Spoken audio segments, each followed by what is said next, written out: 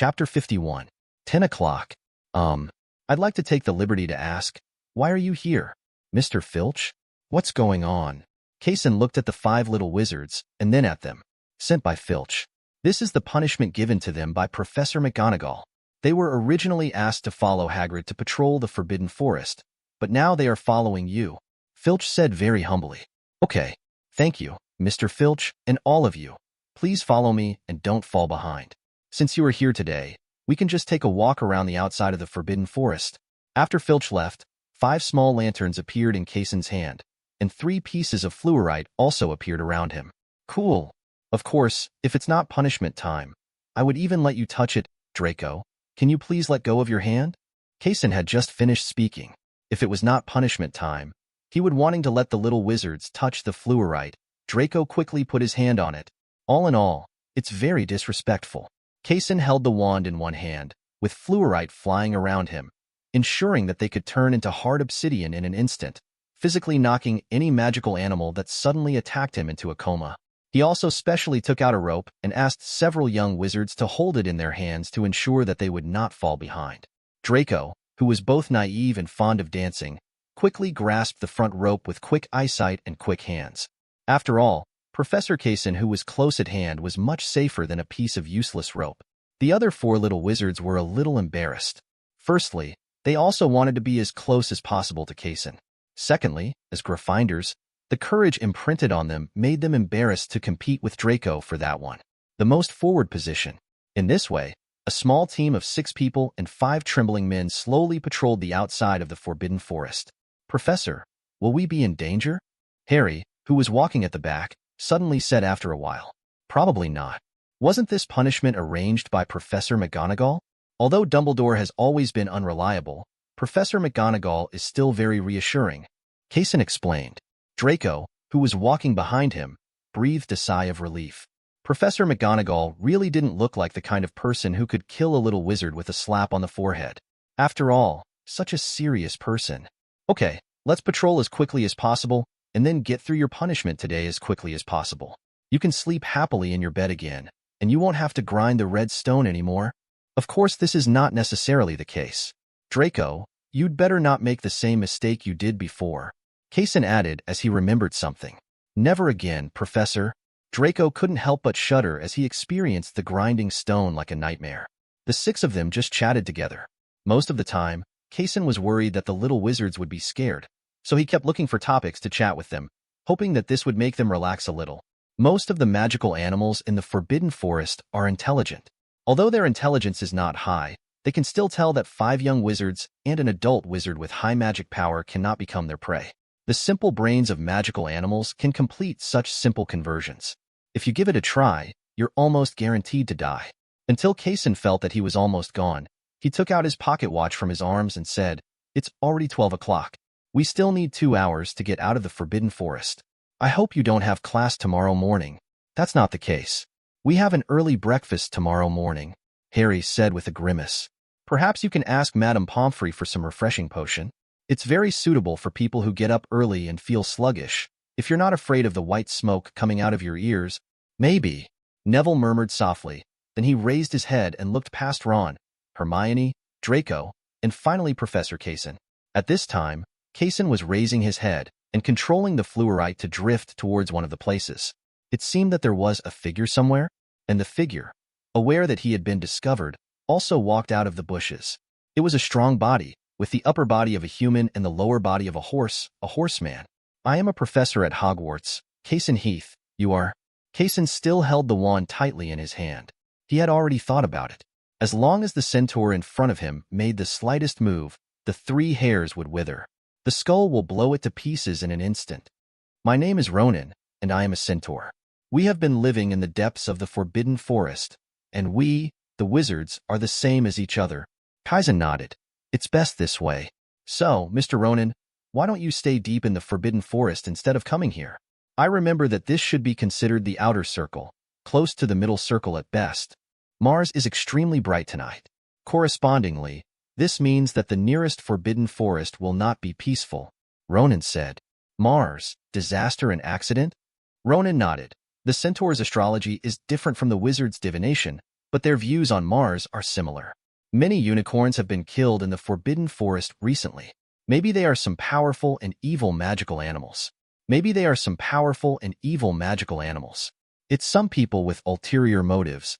Kaysen nodded, his eyes still staring at the centaur in front of him, while he relaxedly joked with the 5 little wizards behind him. It's a pity. If we heard the news an hour ago, you can get back to the castle an hour early, but it's not too late now. Anyway, thank you for the reminder, Mr. Ronan.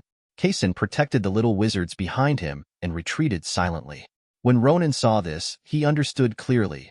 The centaurs have no intention of attacking you. Huh. Kaysen nodded. He didn't put down his wand until he saw Ronan turn around and start to fly his horse's hooves upside down. The horse's shadow was soon lost in sight. Let's leave quickly. Although I don't know if what the centaur named Ronan said is true, I can't afford to take the risk.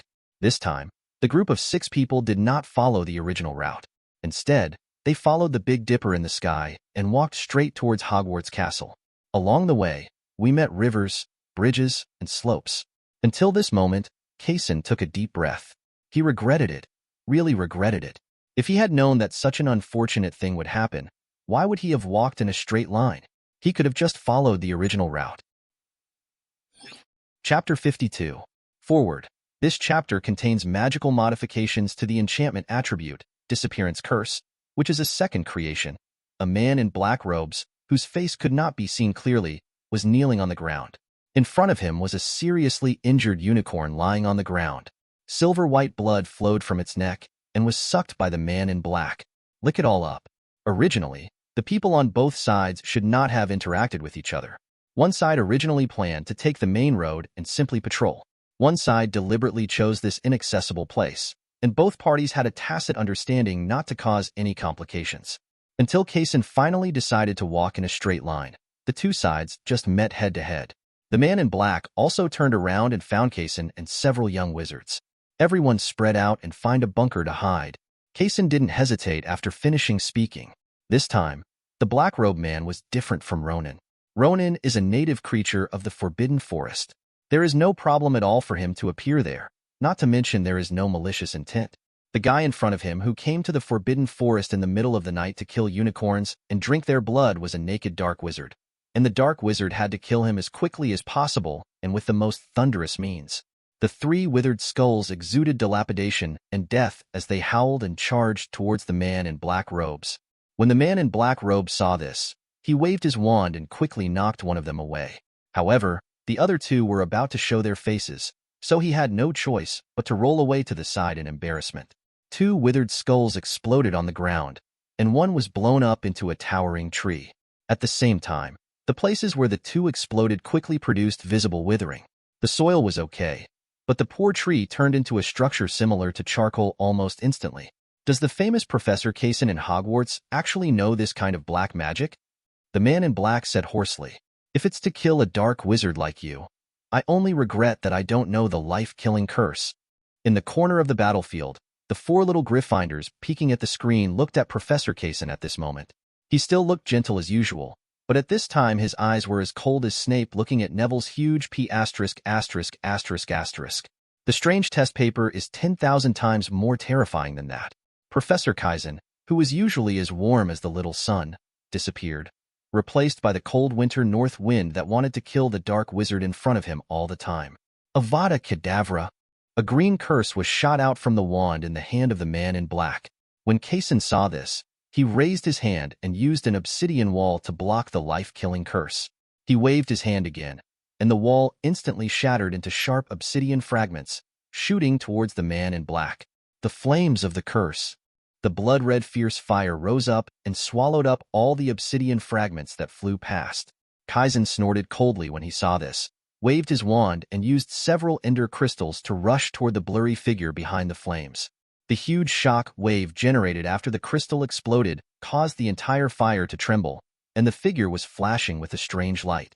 It was not blown into inorganic matter on the spot, but held on to its body and did not fall down. "Stay here and wait to die." The man in black took out a broken glass from his pocket, with waves of space fluctuations rolling on it, and it was a door key. The moment the man in black took out the door key, he suddenly disappeared, and the wall of fire in front of him no longer had the restraint of its owner, and instantly began to devour and spread.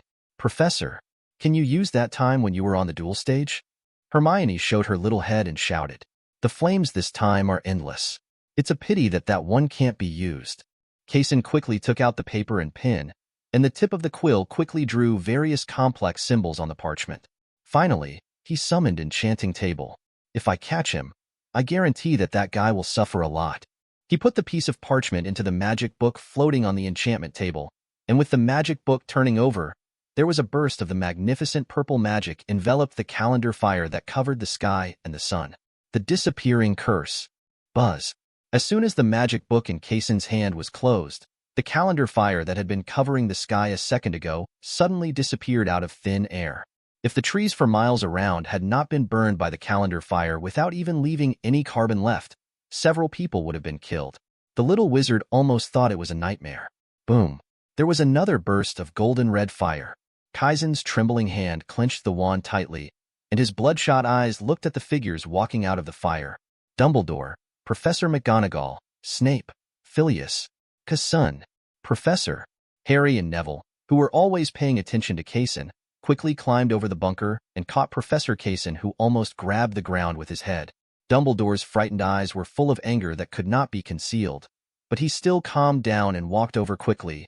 It's just an exhausted self-protection, Severus. Snape quickly took out 2 bottles of magic potion from his arms, pulled Harry and Neville aside as if they were rubbish, then opened the stopper of the potion and poured it into Kaysen's mouth. He did not forget to help Kaysen. Lift your chin to avoid choking. That damn dark wizard. How dare he? How dare he? Professor McGonagall looked at the devastated battlefield and Kaysen lying unconscious on the ground with red eyes. She couldn't imagine that if Kaysen wasn't here, if it was Hagrid who brought these little wizards out to patrol the Forbidden Forest today. She felt suffocated for a while. She just wanted to give the 5 little wizards who had made mistakes a shocking punishment, but Professor Flitwick and Professor Sprout were searching with their wands. If the fire was eliminated, they would be in big trouble. Principal Dumbledore, Professor Kaysen, the other 3 little wizards also ran over and looked at Dumbledore and asked. Severus is an expert in this area. The magic power is overdrawn, but it can be replenished by drinking 2 bottles of magic potion, but it will consume all his mental power. He will not be able to attend class within a week, Snape said with a frown. Dumbledore nodded. This is the best result. Let's send him back to the office. Don't send him to the medical, Harry said quickly, but he suddenly realized that there was a dark wizard Quirrell in the medical wing who couldn't deal with Professor Kaysen.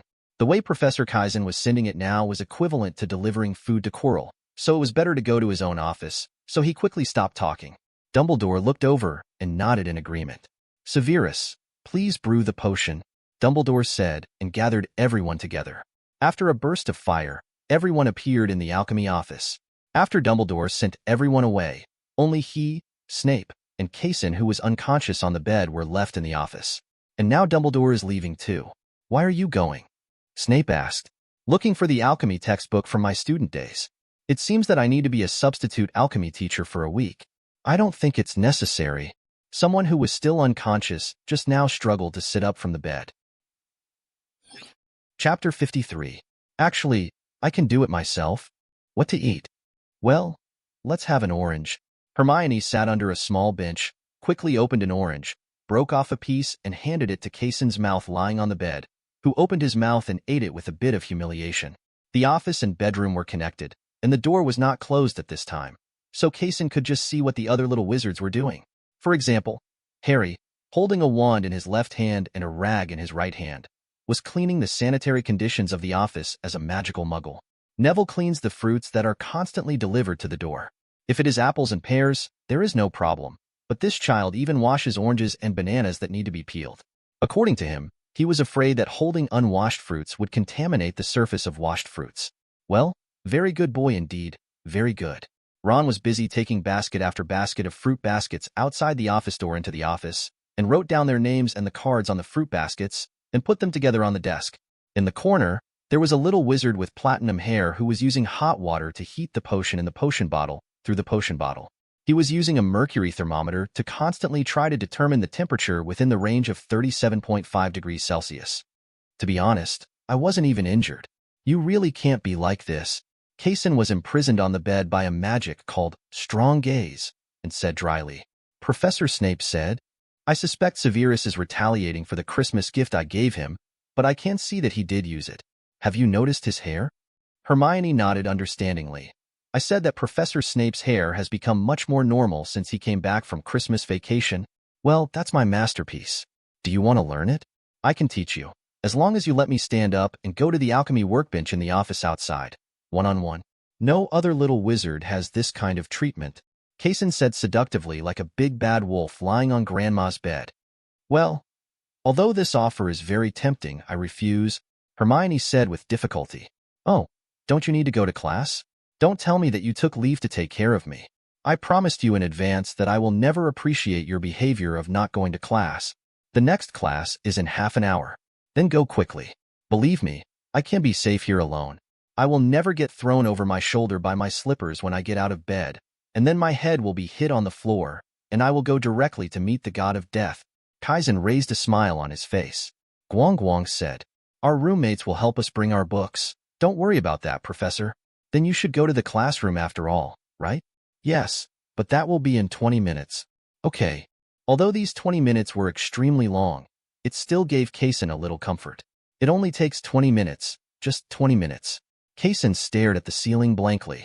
When he counted to 15 minutes and 26 seconds, Draco quickly moved his steps and brought over a bottle of 38-degree 9 potion. This temperature was calculated by him, based on the heat conduction of the glass bottle, the specific heat capacity of the liquid, and his moving speed. When he walked over, almost reached a temperature of 37 degrees 5 degrees. Put it here, you can go out. Draco's expression fell instantly, but this time he surprisingly didn't say any unnecessary rubbish. He just put the potion on the bedside table and left. I'm really grateful to Severus for making the family tree with him as the center point. Although he put me in this sad situation, fortunately, the potion he brewed still. Why does it smell like garlic? Did he chop Quirrell into pieces? Kason begged his grandfather to tell his grandmother, and finally Hermione agreed that he should sit up a little and stretch out an arm from under the quilt to drink the potion himself. However, the first second he entered the potion, he was smitten by the strange smell and wore a mask of pain. The potion in the morning is still orange soda flavor. Kai Sansheng was lying on the bed helplessly. At this time, he felt that the sheets had been imprinted with a figure in his sweat, and the quilt was still tightly confining him. At this time, I took a sip of the magic potion that was warmer than normal temperature, and immediately felt that this life did not need to be that long. Real. But fortunately, the time was almost up, and he still didn't believe it. Hermione and these first-year little dwarfs could figure out some magic to keep him in bed. Dumbledore couldn't make himself stay in bed. How could they? It must be impossible. Soon, in Kason's time perception, the 20 minutes were finally calculated, but Hermione and the others did not leave. However, they opened the door of the office, and a group of people lined up in an orderly manner. Come in. What's going on? Hermione put her little hands behind her back and said with a straight face, In order to let you, Professor, recover from your injuries under the covers, we specially found some foreign aid. Clam. Soon the first little wizard walked in, Angelina, a third-year Gryffindor. This child is a good child, but no, considering that the gift she sent for Christmas was a pair of thick gloves, and reminded me to wear thick clothes when the weather gets cold, I guess if I let her stay, I would have to let go of all the clothes on her body. Add 2 or 3 more layers to the quilt. For the sake of his own life, Kason shook his head crazily with a horrified face, while Angelina retreated a little disappointed when she saw this. The next one is the little wizard of Hufflepuff. Although he is in the 3rd year, he has appointed Cedric as the representative of the alchemy class in the 4th year. This man is a good person. The most important thing is that he is upright and flexible, and he is strong and understands the situation where he is like a furnace at this time. Well, it's actually none of them. It's just that Cedric is an easy kid to talk to. If he talks nicely, he might be able to give him a sneak peek or something. Kaizen showed a thankful smile. Cedric, you can stay. Well, that's enough for you. Let them all disperse. It's much better to go out for a walk, or sleep in bed when you have time than to stay here. Cedric nodded and stood in the corner of the bedroom. Hermione then greeted the next person to come in. Huh? What's going on? Kaizen asked in confusion. Professor, given your personality, do you think one person is enough? Chapter 54. Enough? Really enough? Kason was about to cry as he watched the little wizards walk in from outside the office. He looked at the little wizards one by one, recalling their personalities and habits. Calling them in can't be said to be luring the wolf into the house, but it should also be said to be pushing oneself into a pit of fire. For example, Tracy, who is in 3rd grade, can make pink bubbles at herself in the 1st class and output admiration points. Naturally, she cannot choose. And Castley, he clearly remembered that this 7th grade little witch had classes this afternoon, so he quickly sent her away and told her to go back to class. Kaysen just watched the little wizards walk in one after another. One by one, the little wizards walked out until he saw a pair of twins walking in. Sister Patil, one of these 2 sisters is Gryffindor and the other is Ravenclaw, but they are both in the 1st grade. Hermione was also a little confused. She heard that Parvati was asking for leave from afternoon class at noon. What did she think? It turned out to be this. Kaysen looked at the 2 sisters inquiringly. He clearly remembered that these 2 sisters always held hands when they appeared together. Although they were more hostile on the stairs, these 2 sisters always held hands as long as they appeared in the same space and were standing. It's not his fault that he understood so well. In fact, before he knew how to teleport, the 2 sisters were late for several classes, so it's his fault that he didn't understand. But this time, the Patil sisters put their hands behind their backs, and the others subconsciously hugged their shoulders. However, maybe they felt that this was a bit unladylike, so they slowly lowered their hands on their shoulders, but it was still difficult to hide it. That kind of extremely distinctive temperament. It's them. Sisters Cedric and Patil. It's them. Kaysen decided. Okay, but 3 people should be about the same. Although Hermione still wanted to add 2 more people, she nodded after thinking about it, walked out of the office and sent away the remaining people who were still queuing, and herself holding the books and Harry, the others ran towards the classroom in a panic. There were only 4 people left in the office. Kaysen stretched out relaxedly, and 2 bottles of milk suddenly appeared in his hand. He couldn't remember when he unlocked them. Now basically every day after he goes to bed, he will unlock 1 or 2 blocks the next day, and this milk source block is just one of them. Throwing the 2 bottles of milk to the Patil sisters, the 2 quickly caught them and drank them down while looking at each other. Then Cedric's expression became a little broken. You guys worked hard just to get here. Kaysen also nodded and looked at the Weasley twins who had returned to their original appearance. How did you convince Patil and the others to give you hair? I remember that they value their hair very much, and no one can cut it off. Send it to you? The Weasley twins looked at each other while changing their clothes. That's not important. What's important is that your milk is amazing.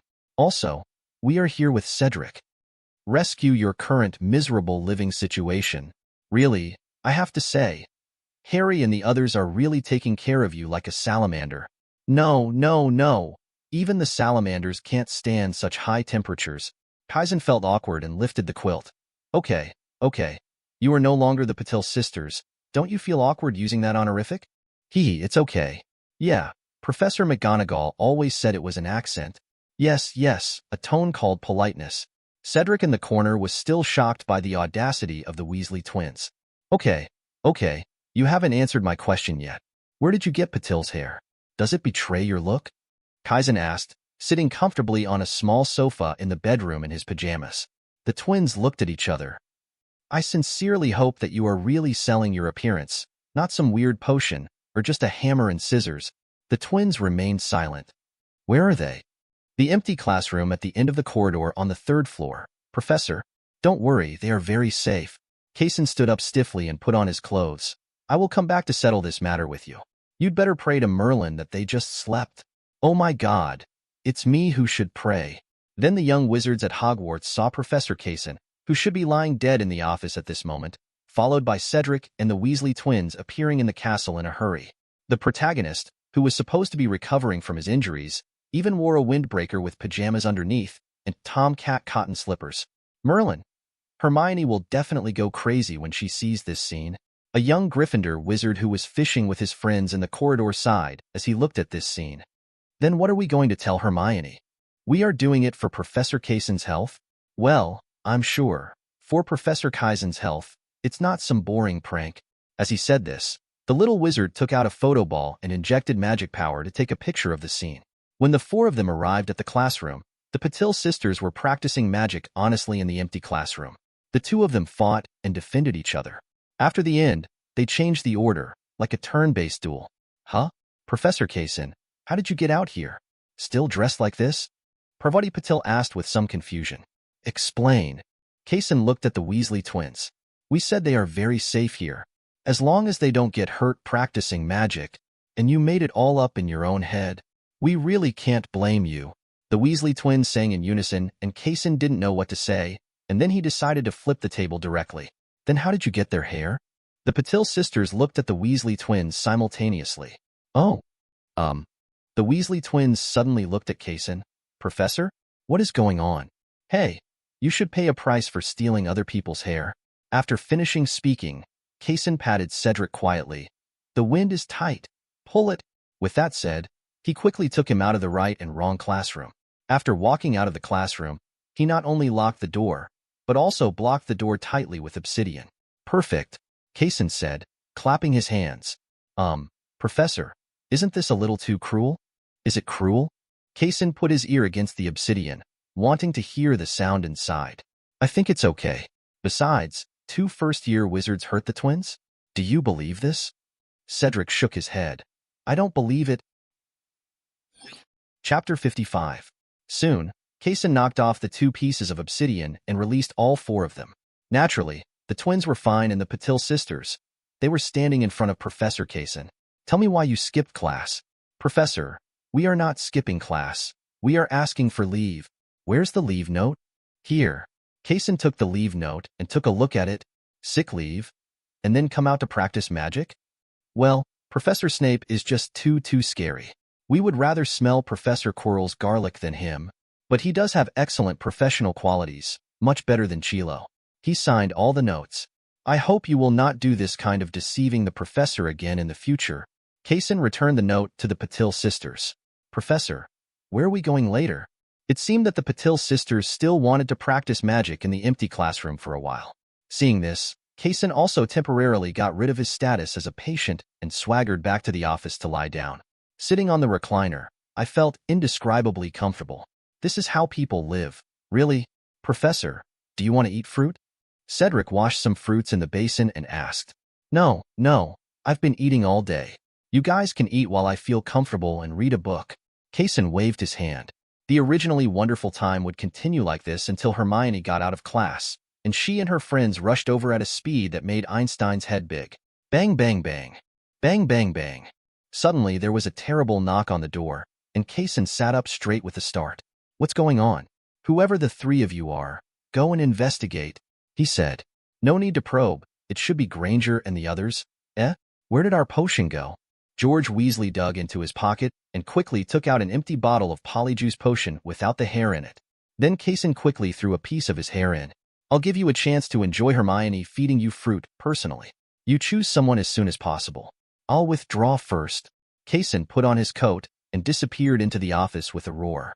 The only 3 people left in the office instantly figured out the ownership of the potion, mainly because George's movements were so fast that before Cedric could react, the potion was poured into his mouth. Be brothers. In the heart. The Weasley twins each pressed poor Cedric on the bed with one word, while the other sighed. That's what happened. I shamelessly sold 3 of them and decided to read a book or something at your place for a while. Do you have any novels here? On the bookshelves in the 2nd row, but I used magic on them. You can't see the covers. You can only take the books according to your feeling. It's like a lottery. Dumbledore smiled and stirred the books in the coffee cup with a spoon. Other people's magic is to facilitate life, but your magic is indeed always there, urging you to enjoy your true nature. Kaizen answered with a rare, high emotional intelligence. Thank you for using such gentle words. The few people who knew what I did before all showed a kind of pitiful look in their eyes. I don't know why, Dumbledore said a little speechlessly. The Count of Monte Cristo? I haven't read this one before. Then I have to say that you are very lucky.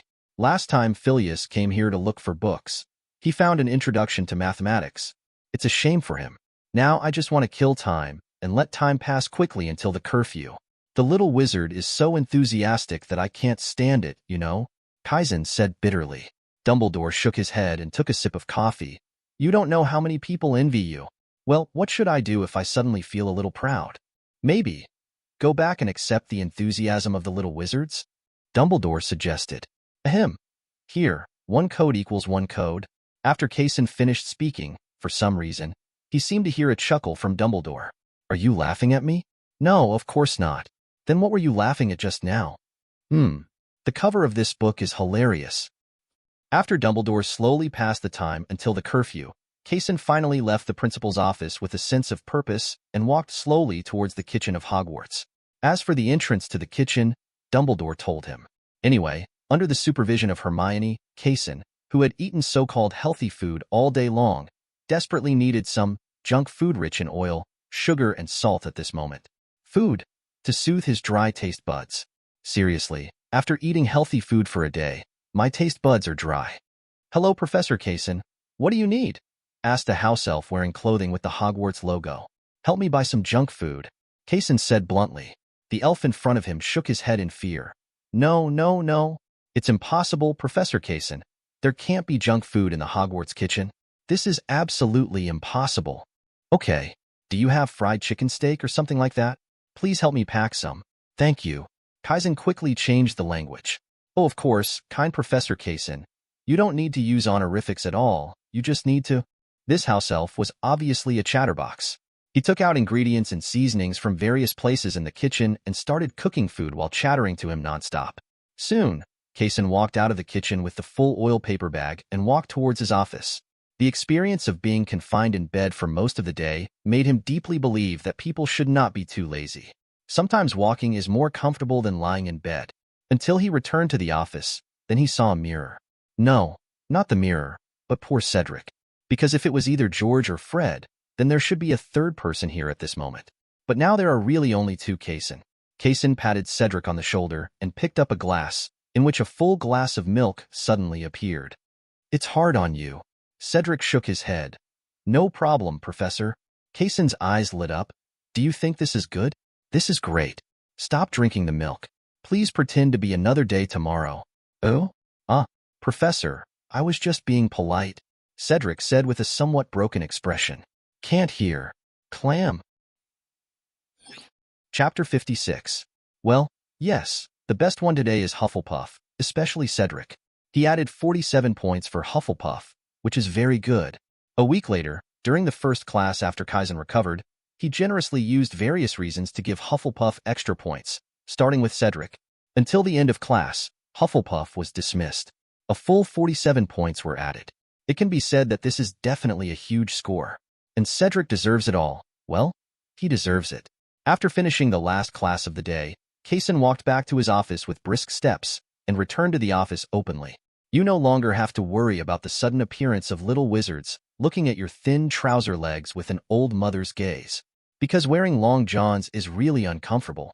After returning to the office, a package on the windowsill attracted his attention. It can't be a Christmas gift at this time. Kesensis looked at the package with inquiring eyes, and soon he made the same choice as Rita Skeeter. Use obsidian to build a sealed explosion-proof space, and then control the small cubes to open the package inside the explosion-proof space. Then he put his ear against the obsidian, and after making sure there was no sound of explosion or the smell of black magic, he felt relieved and took the obsidian back. The package was opened, revealing a running red stone doll with a golden lightning bolt on its chest, which looked like it was made by Jean Jalon. There is also a card on the inside of the package with 4 names written on it. Harry, Hermione, Ron, Neville. I'm quite touched. Kesensis carefully placed the flash figure in the corner of his desk, used the enchanting table to enchant it for durability, and then covered it with a glass cover. Perfect. Dong dong dong. Just as he was leaning on the office chair and admiring the figures, there was a knock on the office door. Please come in. Professor Kesensis, this is a letter from you, from the Owl Loft. A 5th-year Ravenclaw student came in holding an envelope. Thank you, James. How are you doing lately? James put the envelope on his desk. I heard that you have recovered, and you will be doing well when you start teaching us. What now? Of course I can't say anything bad now, but Professor Dumbledore, we can't let go. Of course, I'm not saying that Dumbledore's teaching is not good. It's just not that interesting. Of course, Dumbledore, does he know what alchemy is? Kesensis nodded. He now looked like a little wizard who was used to being criticized by his teacher. The little wizard who was criticized for the first time was so timid that he didn't even dare to look at anyone. After being criticized for the 5th time, the little wizard gradually got better and felt that it was best not to criticize, but criticism was fine. The little wizard who was criticized for the 10th time completely let himself go and even began to enjoy the baptism of eyes like a spotlight. Just like Kesensis, He can now say without shame, does Dumbledore know what alchemy is? There is absolutely no fear like that of a newbie when he first steps into the magic world. I won't let Dumbledore know this. Don't worry, Professor, James said with a smile. Actually, it's okay for him to know. Then what can I say? Better not. Knowing Professor. James nodded with a smile, left the office, and closed the door. Kaizen looked at the envelope. It was from the European Alchemy Exchange Association. He tore open the envelope and took out the letter paper inside and read it. It was roughly that the association invited him to go to France to give a lecture on the enchantment table. As for why France? Anyway, Nicolim, who was mentioned in the letter, will also attend, but he doesn't like to be too far away from home. Time: this Saturday at 7 o'clock in the evening, the auditorium of the French Ministry of Magic. Kesensis fell silent for a rare moment, not thinking about whether to go or not, but looking at the closet. He was thinking about what kind of dress he should wear when he went out to brag. I went through the wardrobe from the inside to the outside. The clothes inside were either worn before or worn casually. Dumbledore, how tall are you? Kesensis pushed open Dumbledore's office door and asked. 5 feet and 11 inches, which is about 1.80 meters. What's wrong? Dumbledore asked doubtfully. Will you stand up and let me take a look? Dumbledore put down the coffee cup in his hand and stood up. What's wrong? The European Alchemy Exchange Association invited me to go to France to brag, not to give a speech, but I need a new robe now. I have worn the previous ones, so I came to you to see if I can a ceremonial robe that can be borrowed, Kesensis said. Why don't you go find a serious tailor, or go to Severus? Not enough time? Well, not enough money. Let me warn you, Dumbledore. I asked Severus how much the last alchemy professor's salary was. I advise you to wait until I start school next semester. Give me back all those lovely galleons. Dumbledore changed the subject abruptly. I mean asking Severus to borrow clothes, and can't you chain the gold yourself? I have no interest in collapsing the fragile financial system of the magic world, and if I do this, I will definitely be scolded by my fellow members of the Alchemy Association. And Severus, I asked him. He is 6 centimeters taller than me? Damn 6 centimeters. He must have insoles. Kesensis complained softly and pulled Dumbledore up directly. Let him stand up straight, then stand behind Dumbledore, and the two of them straighten their backs, back to back. I think it's about the same. What do you think? Forget it. Come with me. I remember I just ordered a set in the fall, and I haven't worn it yet. It's just ready to wear, not custom-made. You can try it on. Then, Dumbledore, why do your clothes glow? What Kesensis was talking about was not the magical light produced by enchantment, but the pure light emitted by the material. Various complicated patterns, inlaid gems, gold threads hidden in the embroidery. Are you Shosho? Don't you think it looks good? Kesensis said nothing and just walked out of the principal's office slowly. No more ceremonial robes? I think it's not unreasonable to practice gold occasionally. He noticed a small bag on Dumbledore's desk mid-sentence. He slowly opened the bag and took a look. Ahem, take it away. Chapter 57. An urgent set of ceremonial robes costs 70 galleons. Isn't this a purely black shop? In the auditorium of the Ministry of Magic in France, Kesensis pointed to his ceremonial robe that shone with purple magic and complained to Ollivander on the side. Ollivander just smiled and said nothing. Madame Malkin's robe shop subsidizes sales to young wizards, so it is cheap, and if it is at the normal price, 70 galleons is a black mark, but Madame Malkin also worked overtime to get it out. There is nothing wrong with charging some overtime pay. But with an old neighbor who has been with him for most of his life on one side and a rising star in alchemy on the other, there is nothing wrong with saying anything. So he simply doesn't say anything. As that sentence goes, sometimes shutting up is also a kind of wisdom. By the way, are you ready with your manuscript? This is not like the previous awards ceremony. You can treat today as your class. Of course, you can also defend your thesis. Ollivander said again. I'm not prepared. To be honest, I didn't even write the paper. Otherwise, why do you think I was just the supervisor for the previous 2 papers? Kesensis shrugged. That's really not what you said about feelings before. I thought you were being modest. Ollivander said in surprise. Otherwise, do you like writing papers? Compiling one's own knowledge into words is a charming behavior. You can try to write one yourself. Honestly, you will fall in love with this feeling. Okay, I will give it a try when I have time. Kesensis nodded, and soon someone came over, apparently a staff member of the French Ministry of Magic. He took Kesensis to the high platform of the auditorium, where a podium was placed, and behind the high platform was a huge magic holographic projection device, which was said to be sponsored by Niccolo Flamel. Please start, Professor Kaizen.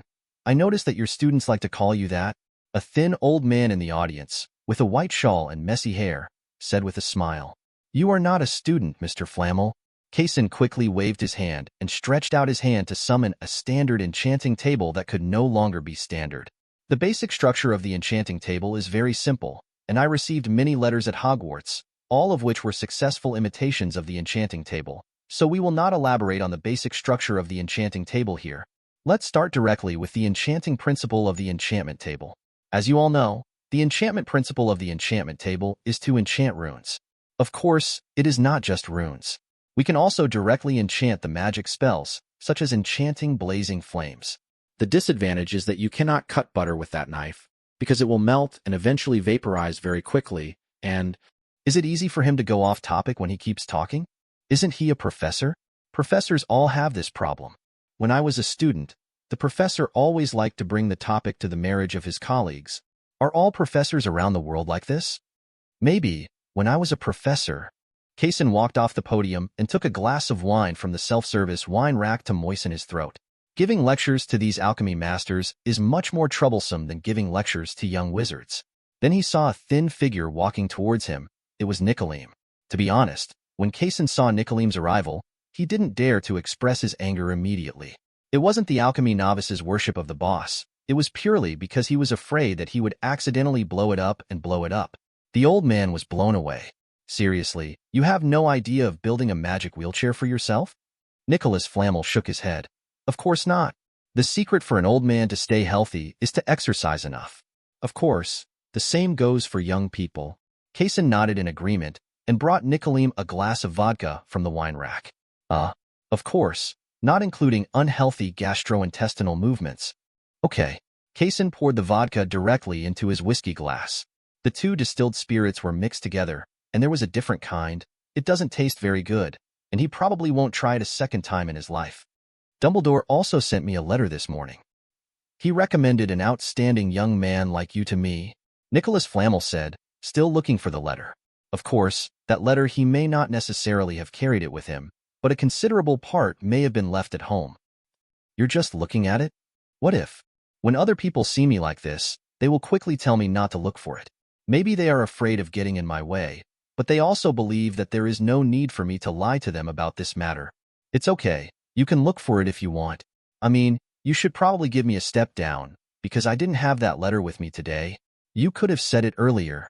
Kesen looked at Nicolim speechlessly. He said, how could this old man play so well with Dumbledore? Their relationship was like that of an old naughty boy.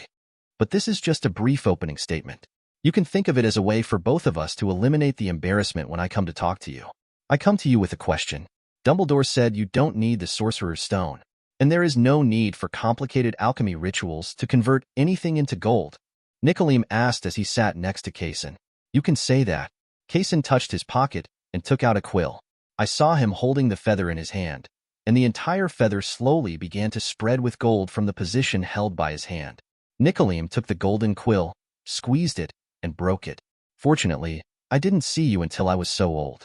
If I had seen you when I was young and before I made the Philosopher's Stone, I would have definitely given up on myself. I thought you would be able to move forward bravely and bravely. Nicolim waved his hand.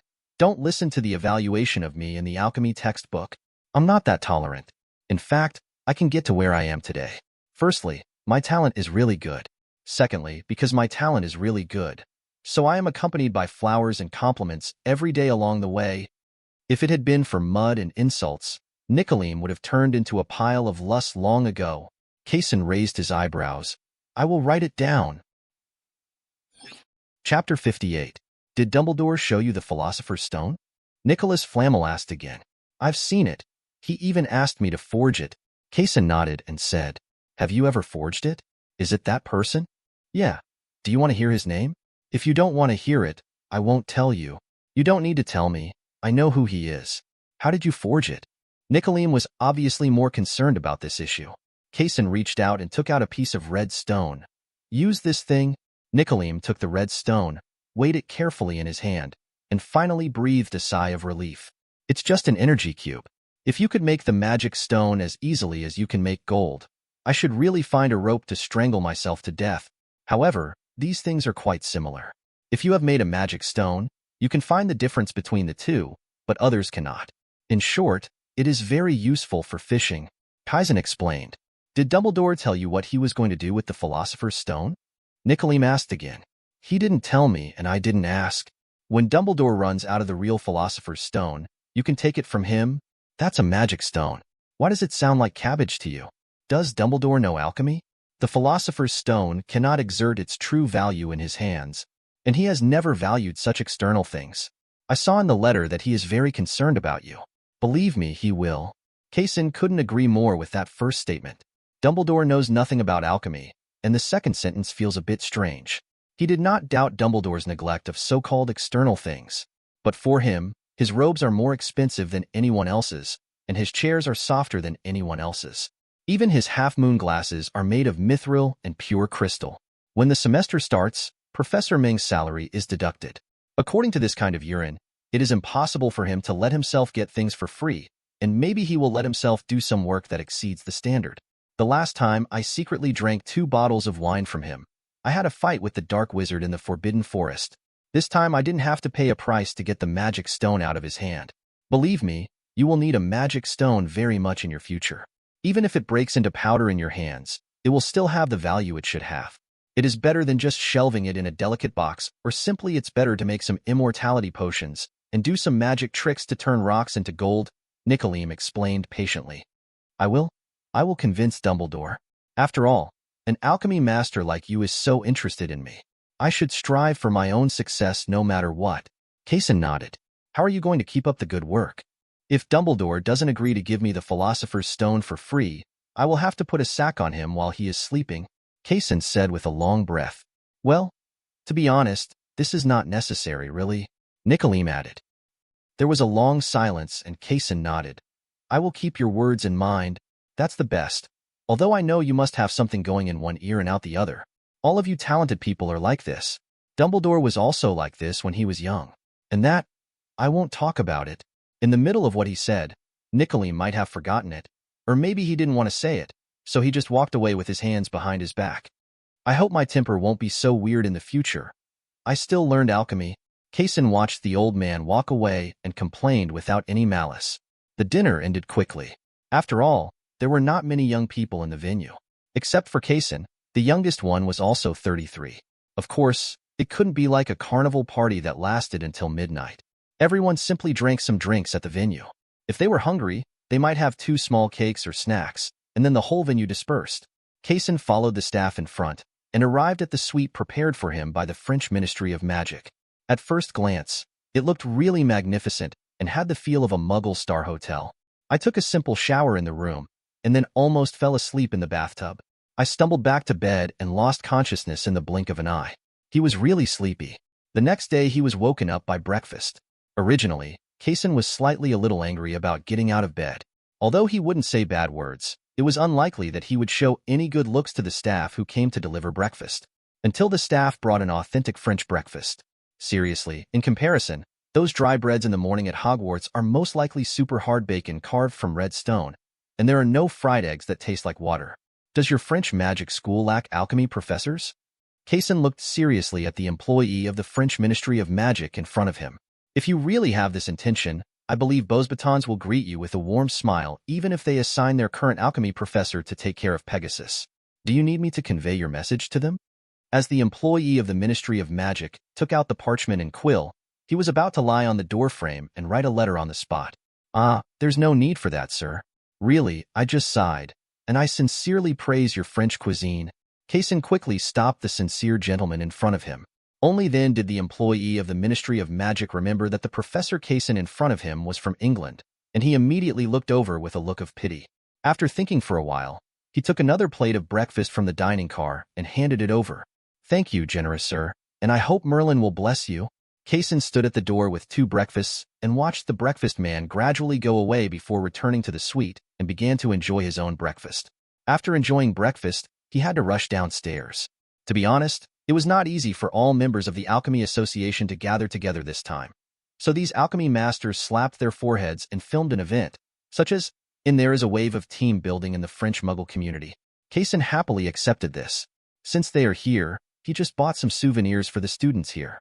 Just when he expressed this idea and asked where Gringotts in France was, he learned that the Team Building Association had paid for it and had exchanged a large amount of gold galleons for francs. In this case, you can also bring gifts from professors. I will create a fan group. If you have any ideas, you can join the group. Chapter 59. Thump, plop, plop, plop, plop, plop.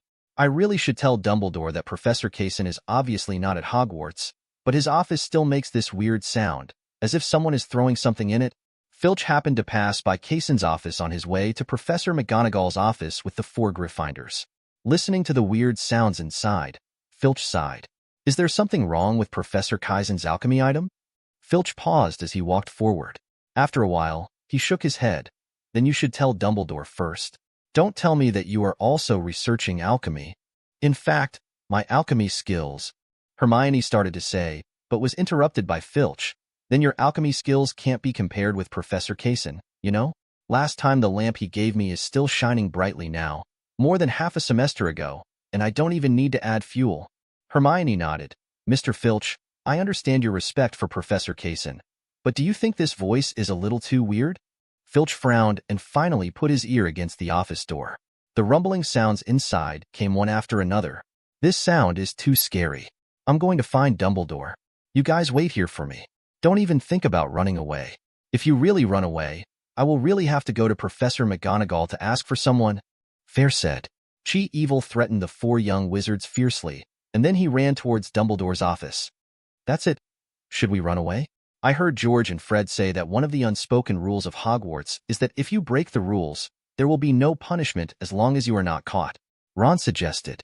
I'm sorry, because I've heard something similar, but we've been caught. Hermione shook her head regretfully.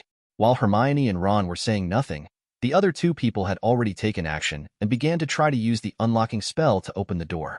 However, it seems that Professor Kaysen's door is not a common mechanical lock or magic lock, but a red stone lock, so the unlocking spell is of no use to this poor door lock. Wait, the red stone door? Harry suddenly discovered the blind spot.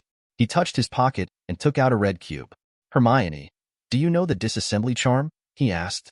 Hermione rolled her eyes. We almost turned over Professor Kaysen's office last time, and the professor didn't care about us, and now you want to remove Professor Kaysen's door lock? Harry shrugged. Principal Dumbledore is on his way here. This door lock must always be opened. Rather than being opened by Principal Dumbledore with unknown magic power, we might as well use redstone to open it now. At least we can put the shell back on. Okay. Hermione was moved by Harry. She took out her wand and pointed at the door lock and chanted the spell. Soon the door lock shell fell down, revealing the dense red stone circuits inside. There is also a lock cylinder composed of a very small pull rod, a pressure plate, and a button. In the position of the lock head is a few pieces of obsidian and a piston.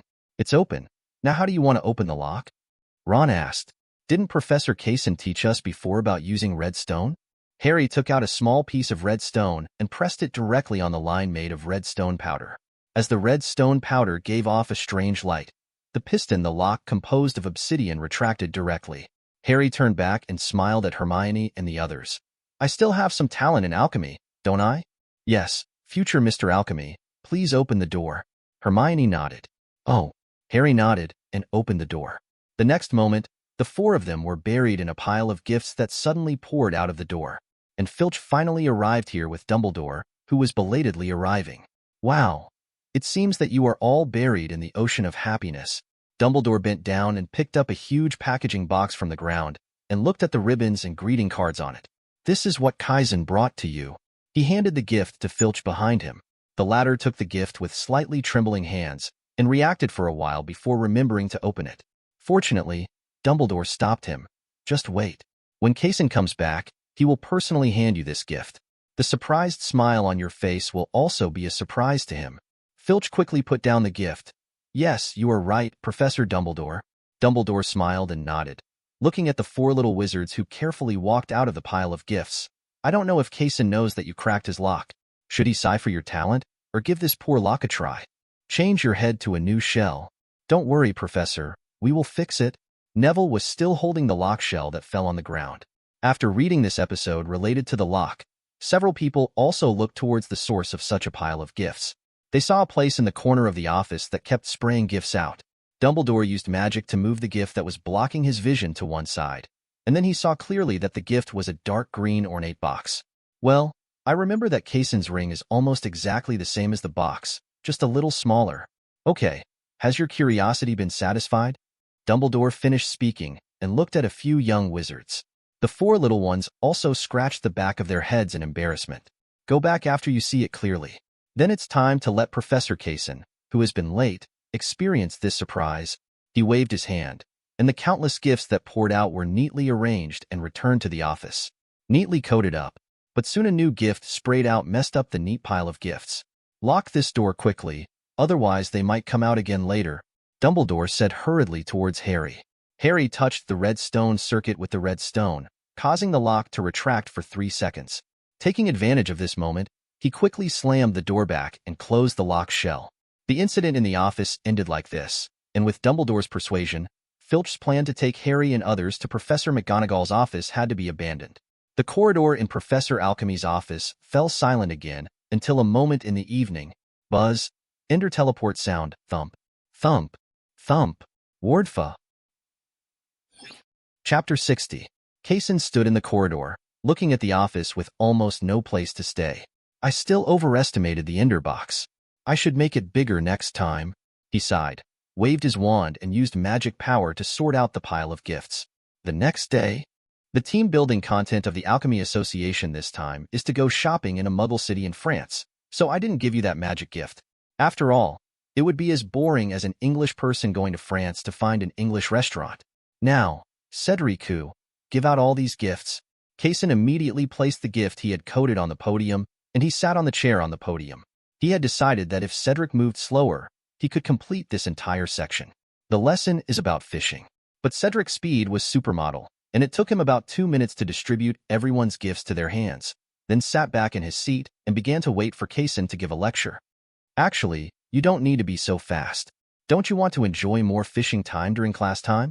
Kesensis stood up with an embarrassed expression, picked up a piece of chalk and asked. The little wizards below all shook their heads simultaneously. Okay, since you all like my class so much, let's take the exam. After class, he returned to the office contentedly with a stack of test papers. He had already given out all the gifts to the little wizards throughout the morning.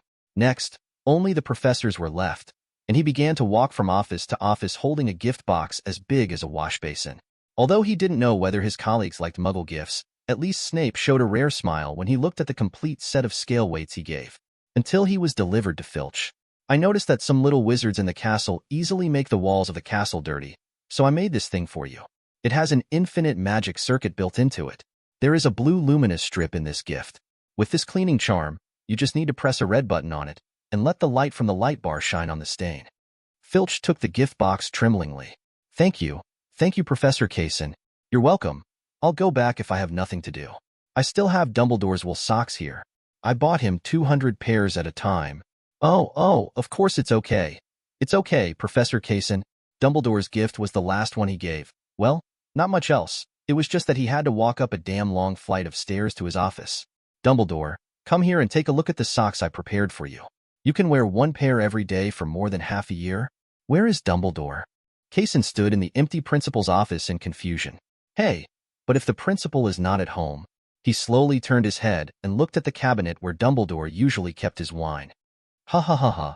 He hummed a song and came to the cabinet, rummaged inside, and quickly took out 2 bottles of wine that seemed to be worth a lot of money, as well as the corresponding matching magic wine box, which could simulate the temperature and humidity required by the wine. Good stuff. He removed the wine box and kept it because he didn't think these 2 bottles of good wine could survive until tomorrow in his hands. And at the same time, we want to see Dumbledore. We have something very important to tell him. Harry and Neville, 2 of the 4 little Gryffindors, appeared in front of the statue of the gatekeeper in the principal's office and asked anxiously. However, the 2 conscientious statues did not seem to answer their nature, or the statues could not speak using some conventional methods, who knows. In short, the 2 of them were rejected. Well, it's confirmed this time. The portrait is right. Dumbledore is really not in Hogwarts. Soon the other 2 little wizards, Hermione and Ron, also trotted over. Professor Kaysen's office is also. No one is there. Okay, now. The other professors still don't believe what we said. Wait. Why do we have to let other professors come? Can't we ourselves? Harry suddenly reacted. Do you agree? Professor Kaysen told us that when doing something, we must calculate its gains and losses. Between the Sorcerer's Stone and our lives, which one do you think he wants us to choose? Hermione reminded him in time. Then which one would you choose? Even knowing that Professor Kaysen thinks that we should choose our own lives, Neville asked. I choose the Philosopher's Stone, not because of how precious the Philosopher's Stone is, but because I think it would be absolutely no good for such a powerful alchemy item to be obtained by that dark wizard Quirrell. Hermione said decisively. Then what nonsense are you talking about? Let's go. The four little dogs ran all the way to the corridor on the 4th floor. The classroom with the three-headed dog was now wide open, and music was coming from inside. Harry stood at the door and looked inside and breathed a sigh of relief. The big dog is asleep. Let's go in quickly. On the other side, wine. Oh, wine is not the same as Kaysen. I never like to drink this kind. I think it is too bland, not even like wine. More like grape juice, you know? Hagrid, who was sitting on the sofa, politely declined Kaysen's offer to share wine. You'll want to try something new, Kaysen advised. Actually, I really can't taste this kind of wine. And this wine is worth a lot of money at first glance. To be honest, I drink it like grape juice. It's a waste for me to drink it. You should find someone who can appreciate it. People. No, no, no. Kaizen waved his hand quickly. The most important thing about this kind of thing is happiness. If you make any drink unhappy for the so-called value, that is the real blasphemy against wine. Oh, I'm a little touched after hearing what you said, the sentimental Hagrid said with a thick, nasal voice. Kaizen's sharp eyes saw the big man in front of him. The waiter seemed to want to give him a big hug. He was so frightened that he quickly waved his hand and summoned 2 wine glasses from a distance. No need to hug. If you think the red wine is tasteless, you can go and bring 2 barrels of wine back. Oh, well, maybe I should find time to practice my strength control. I find that you all don't want me to hold you, Hagrid said as he walked out of the house. Because you can really hug someone to death, Hagrid. To be honest, it's just an adult wizard. Don't touch a young wizard. It's easy to explode, Kaizen said. Chapter 61. The 4 little ones broke through and reached the last floor with only 2 people left. Neville also helped Harry remove the shell of the piston door, exposing the red stone circuit inside. Harry pressed the small red stone block against the red stone line, and the piston door opened with a click. Okay, let's go in. Harry breathed a sigh of relief. This door was almost exactly the same as what Professor Kaysen said. If it wasn't impossible, he would have thought that this red stone theory was what he expected. I came here specifically to speak for him. The 2 walked into the door side by side and looked at the shadow at the end and the mirror behind the shadow. Mr. Potter and Mr. Longbottom, how are you? Quirrell said without turning his head, or it was not Quirrell's voice. Did you put a stereo on the back of your turban? Harry looked at Quirrell in front of him, who seemed to have no intention of killing the 2 of them for the time being, but he still didn't have the slightest bit of goodwill toward the dark wizard, so he just started talking trash. Quirrell, relax. Let me out. Let me see him. The voice came from behind the hood again. Quirrell nodded obediently and began to take off the turban on his head one by one. The pale, evil, ugly face without a nose was revealed on the back of his head. Mr. Potter, the last time I saw you, I gave you 2 gifts, your father's death and your mother's death. Similarly, Mr. Longbottom, where are your parents? I got some news later. I can only say that your parents are very brave, but they are not smart enough. They don't know how to take sides. They are on the wrong side, and thus they met their fate. You fart, Neville growled. After hearing Voldemort's harsh words, Harry still maintained a little bit of his basic sanity, but Neville was different. Harry only knew that his parents were killed by the man in front of him, and he became an orphan. From then on, he stayed at his aunt's house. Only the mirror of Ariste could allow him to see the true face of his parents in the mirror. But Neville was different. He actually saw his parents being tortured into St. Mungo's. In St. Mungo's, the 2 warriors who had been fighting the Death Eaters on the front line were defeated by some ne'er-do-wells based on their numbers. Advantages, tortured to the point of being ripped out. Oh, I understand very well that you, feel aggrieved for your parents, but before that, you need to help me find the Philosopher's Stone hidden here by Dumbledore. I will give it to you at that time. Your gift that is 11 years late. A merciful death, and reunion with parents. We won't let you get the Philosopher's Stone. You're in a coma.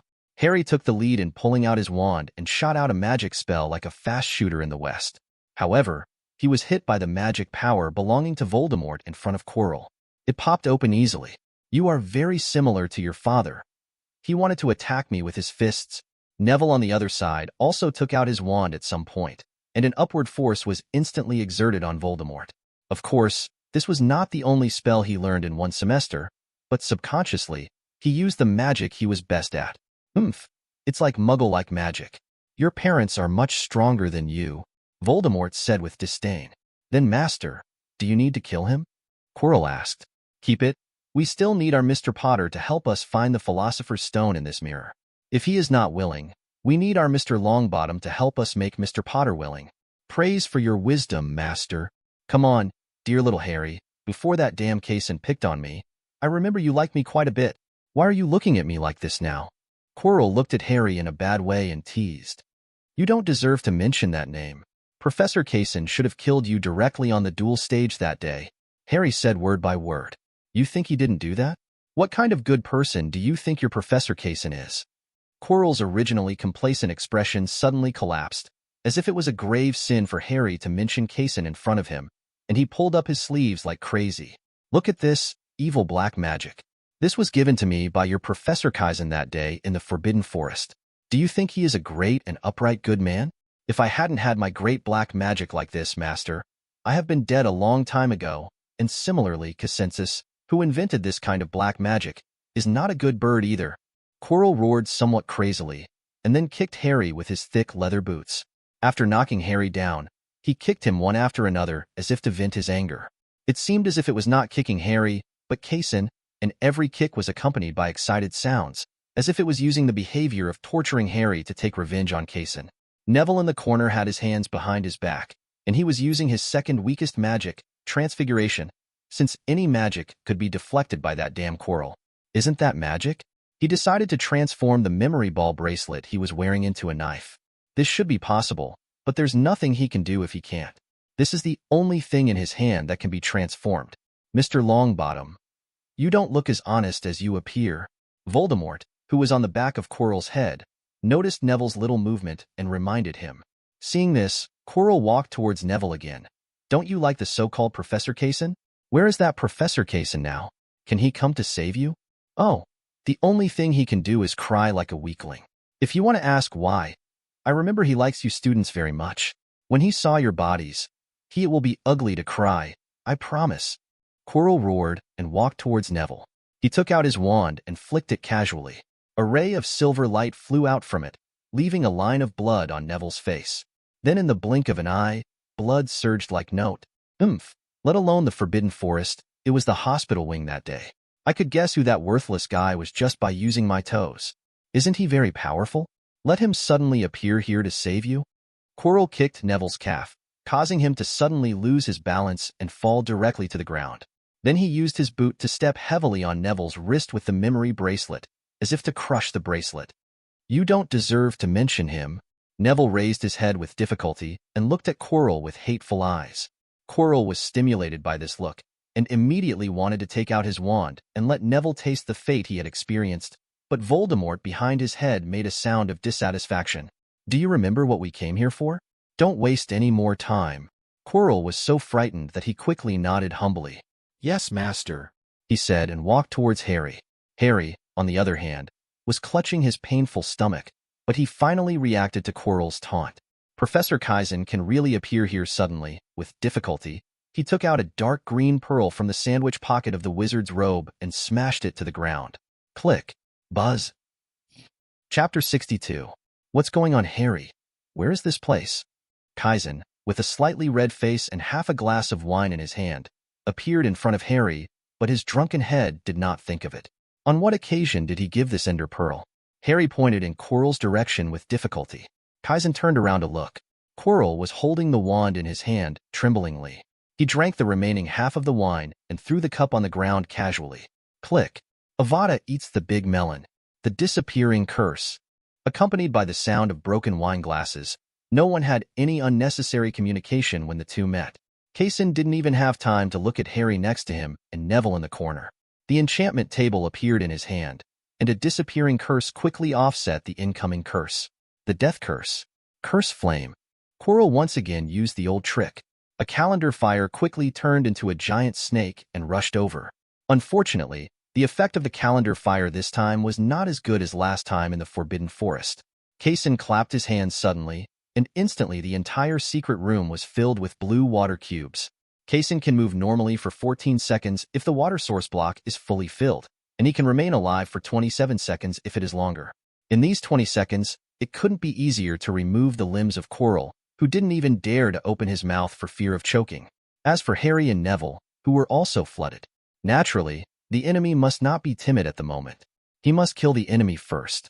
As long as he is fighting for some energy, he can do so within 20 seconds. Kason's eyes sharpened, and 4 ender crystals flew towards Quirrell. Although it did not cause much damage in the water, the shockwave also made Quirrell drink a full bottle. At this time, Quirrell, who was internally injured by the shockwave, kept pouring out bright red blood from his mouth, floating in the water like smoke floating in the air. Come on, you're going to like this guy. An emerald green creeper head was summoned by him, and it was directly placed on Quirrell's head without any explanation, and there was another long black sword. Swish, swish, swish. After cutting Quirrell into a cylinder with 4 knives, he collected the water in the entire room. Ahem. Professor Kason, where's Quirrell? Harry stood up with difficulty, wiped his face, and asked with some fear. Over there, stay away. I'm going to see how Neville is doing. Kason looked at Neville, who had fainted. He quickly took out a sponge, squatted in front of Neville, and without any explanation, pushed the sponge towards Neville. Stuffed in mouth. Ha ha. After sucking out the water in his lungs, he sat up with a start, his eyes looking forward in horror. Kason suddenly broke into his field of vision, patted his back and comforted. It's okay. It's okay. Without stopping, he took out a small bottle of white essence from his pocket and applied it to the wounds on Neville's face. Where's Harry? Are you okay? Harry rubbed his stomach. I think it's nothing, Cess. Kason bent down and picked up Quirrell. You guys go to Madame Pomfrey's quickly. I have to go to Dumbledore's. Dumbledore is not at Hogwarts. Then I will accompany you to the hospital wing first, Kason said, waving his hand and letting Quirrell float behind him, and then picked up Harry, who could hardly walk safely, and placed it across his waist. The 3 of them and one of the creepers returned the same way, and when they reached Snape's logical thinking puzzle, Kason glanced at the potion bottle on the table. I remember that the potion here is not enough for all 3 people to pass. Kason forced the flames out, walked to the small table where the potion was placed, and suddenly discovered Huadian. No, there should have been 3 bottles of fire-resistant potion at that time. 1 bottle should have been drunk by Quirrell, and the other 2 bottles were drank by Neville and me, Harry said. But Severus only placed a potion when he set up this level. There was silence in the air, and the little wizards didn't react at all, but Kason did have a vague guess. Forget it, let's come out first. He ignored these 2 vague guesses and continued to walk outside, picking up the unconscious Ron from the giant chessboard. It was not until finally when Kason used the block to pass through the trapdoor and returned to the classroom with the 3-headed dog that he breathed a sigh of relief. Then they saw Hermione and an old man with a white beard looking at them with smiles on their faces. Dumbledore, look at this guy. I'll send them to the hospital wing. Kason handed a Quirrell hanging behind him to Dumbledore, with Harry on his left, Ron on his right, and behind him he followed Neville and Hermione, who quickly followed him all the way towards the hospital wing. After coming to the medical wing and confirming that the 3 little wizards had suffered physical injuries, and after drinking the potion and sleeping for the night, Kason came to the principal's office with peace of mind. Oh, Kason, you are finally back. What happened to them? It's all skin trauma. Kason looked at Dumbledore in the office and Quirrell lying in the corner. What are you going to do with this guy? I have already sent a message to the Ministry of Magic. They will send someone here soon. Okay, before that, Kason said and stepped on Quirrell's chest, then reached out to grab the creeper head on Quirrell's head and pulled it off with one force. I deeply approve of your elaborate plan to steal the magic stone, so I'm here to show you something good. He reached into Quirrell's pocket and took out the fake Philosopher's Stone 2.0 he produced. Do you still remember it? I made it for you. Upon seeing this, Dumbledore was happy to satisfy Kason's evil taste, and quickly took the fake Philosopher's Stone 1.0 hidden in the mirror of Erist. Look, both pieces are fake. This is the result of all your efforts. Kesen, you have to die. Quirrell growled through gritted teeth. The fact is that I will still be alive in the future, but you won't be able to live for a few days soon. Soon the Minister of Magic Fudge walked in from the school gate with 2 Aurors. After arriving at the principal's office, the 2 Aurors immediately acted like fools, while Fudge smiled and nodded at Dumbledore and Kesen in a friendly manner, completely unable to tell that he wanted to lock him up when he first met Kesen. He was allowed to calm down for 2 months in Azkaban. Facial face. Kesen curled his lips cautiously. Fudge still had a smile on his face, as if he hadn't heard anything at all. He nodded towards Dumbledore and pointed at Quirrell on the ground. I never thought that the professor who taught the young wizard's defense against the dark arts for nearly a semester would be a dark wizard. Dumbledore, how could you make such a low-level mistake? Maybe you should really take my advice and have the Ministry of Magic at Hogwarts. Before Fudge could finish speaking, he was interrupted by Dumbledore. This is no ordinary dark wizard. Look at the face behind his head. That's Voldemort. Fudge's innocent face suddenly stiffened. What did you say, Dumbledore? That's Voldemort. No, Dumbledore, you are really confused. The mysterious man is dead. Fudge shook his head crazily and said. Chapter 63. You only need to take a look to know. You have seen that deformed face caused by black magic erosion and magic deformation. Dumbledore said calmly. You? The mysterious man died 11 years ago. He was killed by the child in Godric's Hollow and defeated by Harry Potter. He was just an ordinary dark wizard. And this dark wizard, Quirrell as a dark wizard, will be cursed with a life-threatening curse. Fudge swallowed and paused. I will not kill him with the death curse, nor will it be a kiss from a Dementor. An ordinary dark wizard can be locked up in Azkaban. He can't escape. He is not a mysterious man. He is just an ordinary dark wizard. A brave dark wizard who dares to stand under your nose. An ordinary dark wizard. Dumbledore sighed. He was unspeakably disappointed with Fudge at this time. If Fudge could really get the Aurors to give Voldemort a death curse, he wouldn't have done so, because that meant that although Fudge was afraid of Voldemort, he was still afraid of him. At least I still believe in the fact that Voldemort is alive. At this moment, Dumbledore could see from Fudge's trembling expression that although Fudge believed in the fact that Voldemort was resurrected, for the sake of his position as Minister of Magic, he actually pretended to be blind and sent Voldemort to Azkaban.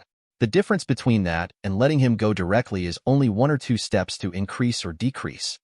You can take a look at his face, Dumbledore finally asked with even a little hope in his heart. I've seen it, and I know this face. This is Quirin Asquillo, Dumbledore. You old fool. Fudge quickly shook his head, turned around and was about to leave behind him. The 2 Aurors dragged Quirrell away from the ground. Kesen frowned and looked at Dumbledore, who nodded helplessly. The next moment, a withered skull flew directly towards Quirrell, but this time it did not explode, but merged into Quirrell's flesh and blood. Quickly, Quirrell's body began to collapse. Like a piece of charcoal from beginning to end, it turns into crumbs with just the slightest touch. Then a line of black smoke floated out from Quirrell's body and slowly dissipated in the air. Kesensis. No, Professor Kesen. Seeing as you killed a dark wizard this time, the Ministry of Magic won't care. Fudge's face, there was a hint of joy on his face, but he still said it firmly. You'd better call me Mr. Heath. Fudge's face darkened, but he still didn't say anything and quickly left Hogwarts with the 2 Aurors. This Fudge? Kesen asked from the window, looking at the 3 people from the Ministry of Magic leaving Hogwarts territory. He wasn't like this many years ago. Although he can't be called brave, at least, forget it. Dumbledore sat on the chair. You did a good job. Even if you don't take action, I still have to arrange for someone to do it. Quirrell in Azkaban. Only a fool would do something to let an enemy escape from under his nose, let alone 2. Kesen said quietly. By the way, last time I went to France, I met Nicole Flamel. Dumbledore still nodded, but in fact he had already thought of a reason to run away later. He said to give me the magic stone after you have finished using it. Oh, did he say anything else? He also said, ahem. What does Dumbledore know about alchemy? And what use can the Philosopher's Stone be in his hands? Dumbledore couldn't help but blush. He took off his glasses with some embarrassment and wiped them with a velvet cloth. Wait until the end of this semester. You still owe me. Let me do the math. The annual salary of the last alchemy professor was... It's here, take it. Dumbledore took out an irregular red gem from his pocket and placed it on the desk. Kesen picked up the magic stone. What was different from the last time was that he somehow felt the magic power of the magic stone begin to flow towards him. Huh, can you feel this kind of magic power fluctuation? Dumbledore looked over and pushed up his glasses on the bridge of his nose. There's no harm in it, just let it go. It seems I have to study this so-called magic stone, Kaizen murmured. That's all for later. What you need most now is another thing. Did you forget about the final exam? Dumbledore reminded. I will. I'll go to the hospital wing first to see those 4 naughty kids. After arriving at the hospital wing, Kesen found Madame Pomfrey and was relieved to learn that Ron had woken up. It's a pity that I came in a hurry and didn't bring any fruit basket, but there were still carnations. He rubbed his fingers, picked out 4 carnations, and walked in. Congratulations to you 4. You successfully survived under the Dark Wizard's wand. Harry smiled. It seemed that the physical injuries Quirrell had inflicted on him did not cause any serious problems to him. By the way, Professor, the one behind Quirrell's head? You guessed it right, it's that person. Kesen nodded. Harry and Neville's originally calm faces suddenly fell. But now he is dead, although not necessarily dead. Not necessarily dead. Wait, Harry, what are you talking about? Ron asked. Well, just say it, although others may not believe it. Kesen shrugged and said to Harry. Harry also took a breath. Voldemort is not dead. He is growing on the back of Quirrell's head. There was some silence in the ward for a moment. Really? Ron and Hermione both looked at Kesen. It's true. Although he died this time, it doesn't necessarily mean that he is completely dead. He might be just like what happened 11 years ago. But please don't spread this matter to others, as it may cause panic. But Professor, why? Such a big devil is still alive. If you were the Minister of Magic, or a senior official, I would be very happy to let you publicize it, but unfortunately you are not. In fact, Dumbledore did not want to tell Fudge that Voldemort was not dead just to cause panic in the wizarding world, but organized manpower to kill him. Did Fugue agree? Ron asked. Ha. Kesen gave him a speechless expression. Okay. The 4 little wizards all lowered their heads. Oh, by the way, there's one more thing. You didn't take what I said into your heart. You didn't choose the right one between a magic stone and 4 living lives, so Gryffindor deducts 40 points if you okay. I'll make it up in just 2 classes. Kesen hurriedly poked his head back when he was about to leave the hospital wing. In Chapter 3, because I set it up that the author has something to say, the review will be a little slower, probably until the morning. Chapter 64. Kesen left with his merit and fame hidden behind him. As for why he was only deducted 40 points symbolically, hey, I've already been mentally prepared for it, so I just deducted a few points to make sense, as if I deducted too much and they could change it. After returning to the office, he took out the magic stone. At this time, he felt that its light was a little dimmer than when Dumbledore had just given it to him, although the dimness was limited. If this continues, this magic stone won't turn into powder in my place, right? Will Nicoline come after me? Sighing, he put the magic stone into his pocket, took out another pile of parchment, and began to write out the questions for this final exam. Time flies by quickly, and as the holidays approach, the entire Hogwarts is experiencing a kind of conflicting emotions. The little wizards are looking forward to the holiday and dreading the final exam. But for the final exam, although I say I am afraid, it is actually not too scary. The worst-case scenario is that you will fail the course and just retake the exam next semester. It is said that if you fail the exam, you will repeat the grade. However, in Hogwarts these days, there are really no regular repeaters. It is just a kind of thing that exists in the mouths of first-year wizards. Just a scare legend. But for the little wizards in 7th grade, their emotions were filled only with nervousness. These little wizards who are about to leave the ivory tower and start working have no expectations for the holiday at all, and some of them are even a little scared. After all, this final exam is over, and I don't know when I will come to Hogwarts again. The carefree little wizard in the ivory tower is about to become a boring adult, and the little old man is about to become a cynical old man who wants to destroy the world.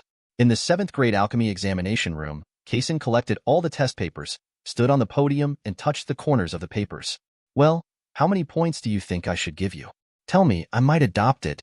The little wizards under the podium didn't say much, and they had no intention of leaving after all the test papers were handed in. Seeing this, Kaizen put the test paper on the podium and sighed with his hands on his hips. Let's all go. You still have to prepare for the ultimate wizard exam, although I will give you a score that you can't refuse. Okay, Professor. Charles Marr, who was sitting at the front, walked up to the podium and hugged Kesen. Relax, Maybe you are sad now, but when you leave this classroom, you will forget this sad feeling, because you will realize that I am just a passerby in your life, insignificant, no big deal. Kason shrugged and accepted the parting hug, comforting the little wizards. In fact, Professor, I will remember you. Clearly remember that you are not just a passerby. Charles Miguel let go of Kason and said seriously, relax, there are only a few thousand wizards in England. Maybe you can see me when you go to Diagon Alley to buy ice cream that day. But when that day comes, I still want you to call me Professor. I still like this name. Yes, Professor Kason. The second one was Castley. Okay, don't be too crying after leaving Hogwarts. And you, forget it, you just return to the family. I have nothing to say except to be a good person. Lime, you are a muggle wizard. Protect yourself after leaving Hogwarts. After all, the so-called discrimination within Hogwarts can only be regarded as a small fight in the wizarding world. Run away when in danger. Usually associate with the same muggle wizards. Don't join the pureblood circle. You may be interested in their interests, and what they look like may be your life. Also, don't be deceived. Don't lose Ravencrow's face. After standing on the podium and sending away one student after another, Kason finally had time to stretch his stiff waist and return to the office to start marking papers. The papers for grades 3 to 7 were reviewed until the evening. After finally checking the last score, the papers were sealed and placed in the corner of the desk. The house elf would come to take them away later and give them to Mrs. Pants in the library. Archive. Well, this batch of papers is really not the work of ordinary people. He stood up and moved around the office, picked up a novel and put it on the table, and then planned to go to the cabinet to find some snacks. After preparing snacks, tea and novels, Kason comfortably pressed the button of the chair, lay on the chair, and read a book. Then he suddenly heard a click, which was the sound coming from the magic stone in his pocket. He quickly took out the magic stone. From the moment he actually owned the gem transferred its magic power into his own body at a strange speed and method. This huge amount of magic power not only raised the upper limit of Kason's magic power, but the extra magic power was used to open MC blocks for him. Basically, all the original blocks were opened successfully, except for a few cheat blocks and spawn eggs. The magic potions were all unlocked by the magic stone. I just don't know if it can compare with the one made by Snape. At this time, the magic stone seemed to have been drained of all its magic power. The original scarlet color was no longer there. Instead, it became a pale stone, which eventually disintegrated into inches of powder. The magic stone just collapsed. Kaizen sighed, and then he noticed that the powder of the magic stone touched the novel he put on his desk. The original novel began to merge with the powder of the magic stone, and finally turned into a magnificent manual. Wardfa.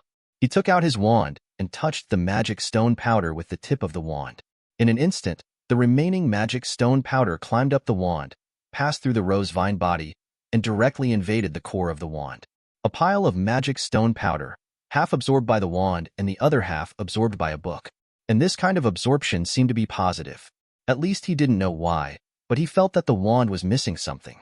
Of course, it wasn't the magic stone powder that damaged some functions of the wand. It's more like the powder gives the wand some extra functions, but it doesn't have the supporting equipment, so it feels like something is missing. Putting the wand away, he picked up the book again. When you open the first page of the book, it doesn't have words in the traditional sense, but a picture similar to a starry sky. My dear Merlin, this is a mysterious age. Don't worry that I will suddenly pull out something that will make you confused. All things related to mystery, I will write the settings smoothly and clearly just like writing the plot. Don't worry about this. Chapter 65. Since we are Hogwarts plus Minecraft plus Mysterious Age 4 plus Mysterious Age 6, there will be some magical changes. Let me know in advance, and don't worry that I will suddenly pull out something that will make you confused. For all mysterious things, I will write the settings smoothly and clearly just like writing the plot. Please rest assured. He touched the pages of the book that looked like a starry sky with his hand until he touched the brightest star in the starry sky. There was a slight buzz, and a glass lens image with a golden edge appeared in the starry sky. He tapped it with his hand, and the next moment the starry sky began to surge. A synthesis table appeared, with 4 pieces of gold, a glass plate in the center, and a line of small words below the synthesis table. Magic lens helps you peek into the reality of the world.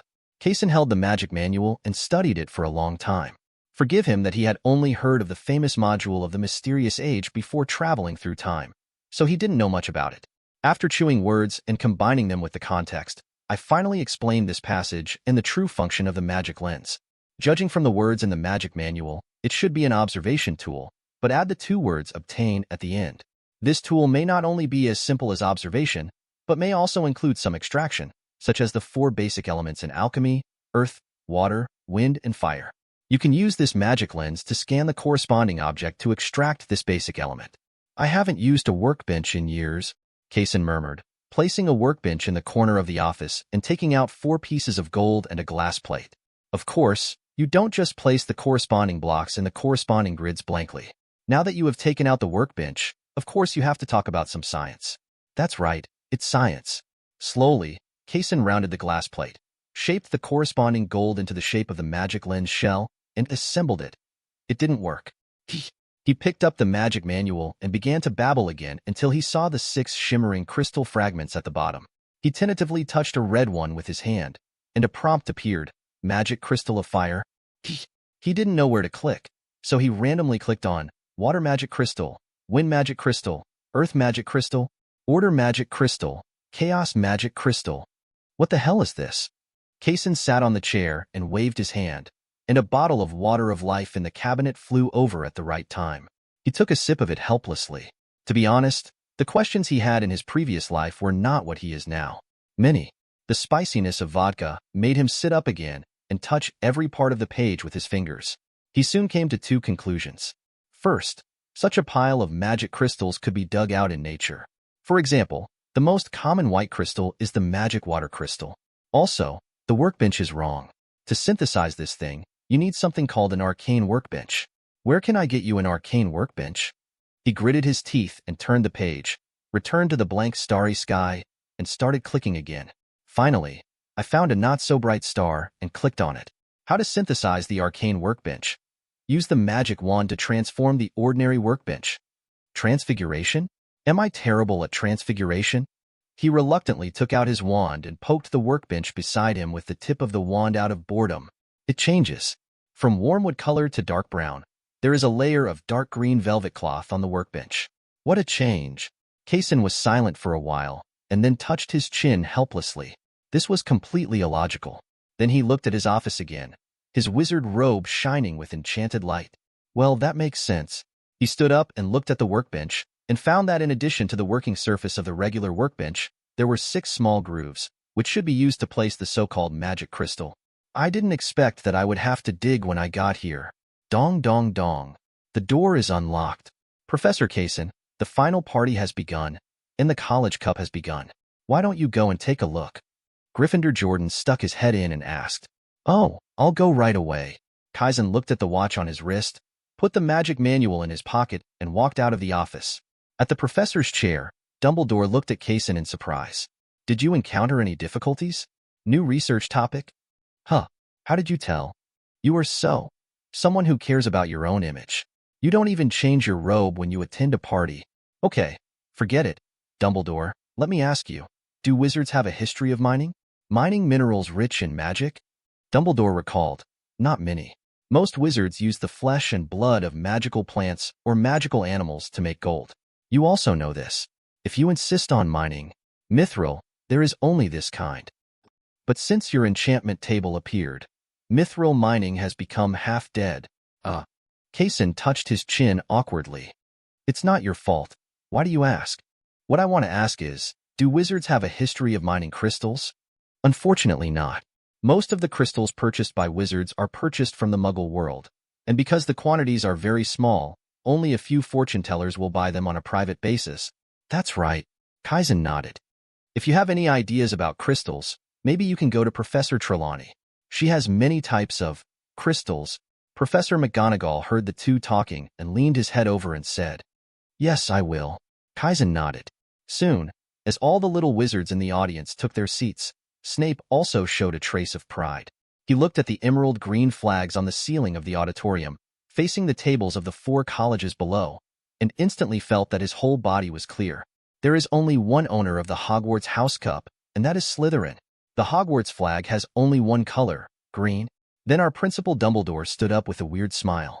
Before the dinner begins, I need to say something to you that you should know. This year our Hogwarts was invaded by an evil dark wizard. Fortunately, Gryffindor, Harry Potter, Neville Longbottom, Ron Weasley, Hermione Granger. Snape's originally cheerful face suddenly turned gloomy, and he stopped laughing instantly. He and Dumbledore have worked together for so many years, and I have to say that he really understands Dumbledore's personality. The moment Dumbledore stood up, he knew what kind of head-turning language was going to come out of Dumbledore's mouth. Chapter 66. Kesen, who was sitting on his seat, clapped his fingers and saw Gryffindor, 4 little ones, 4 people, and Dumbledore frantically added 250 points to them. Hiss. Silence. Still silent. Continued silence. He looked up vaguely at Dumbledore, then at Snape. Forget it. Let's get to work. After the dinner, he took a pick in the office.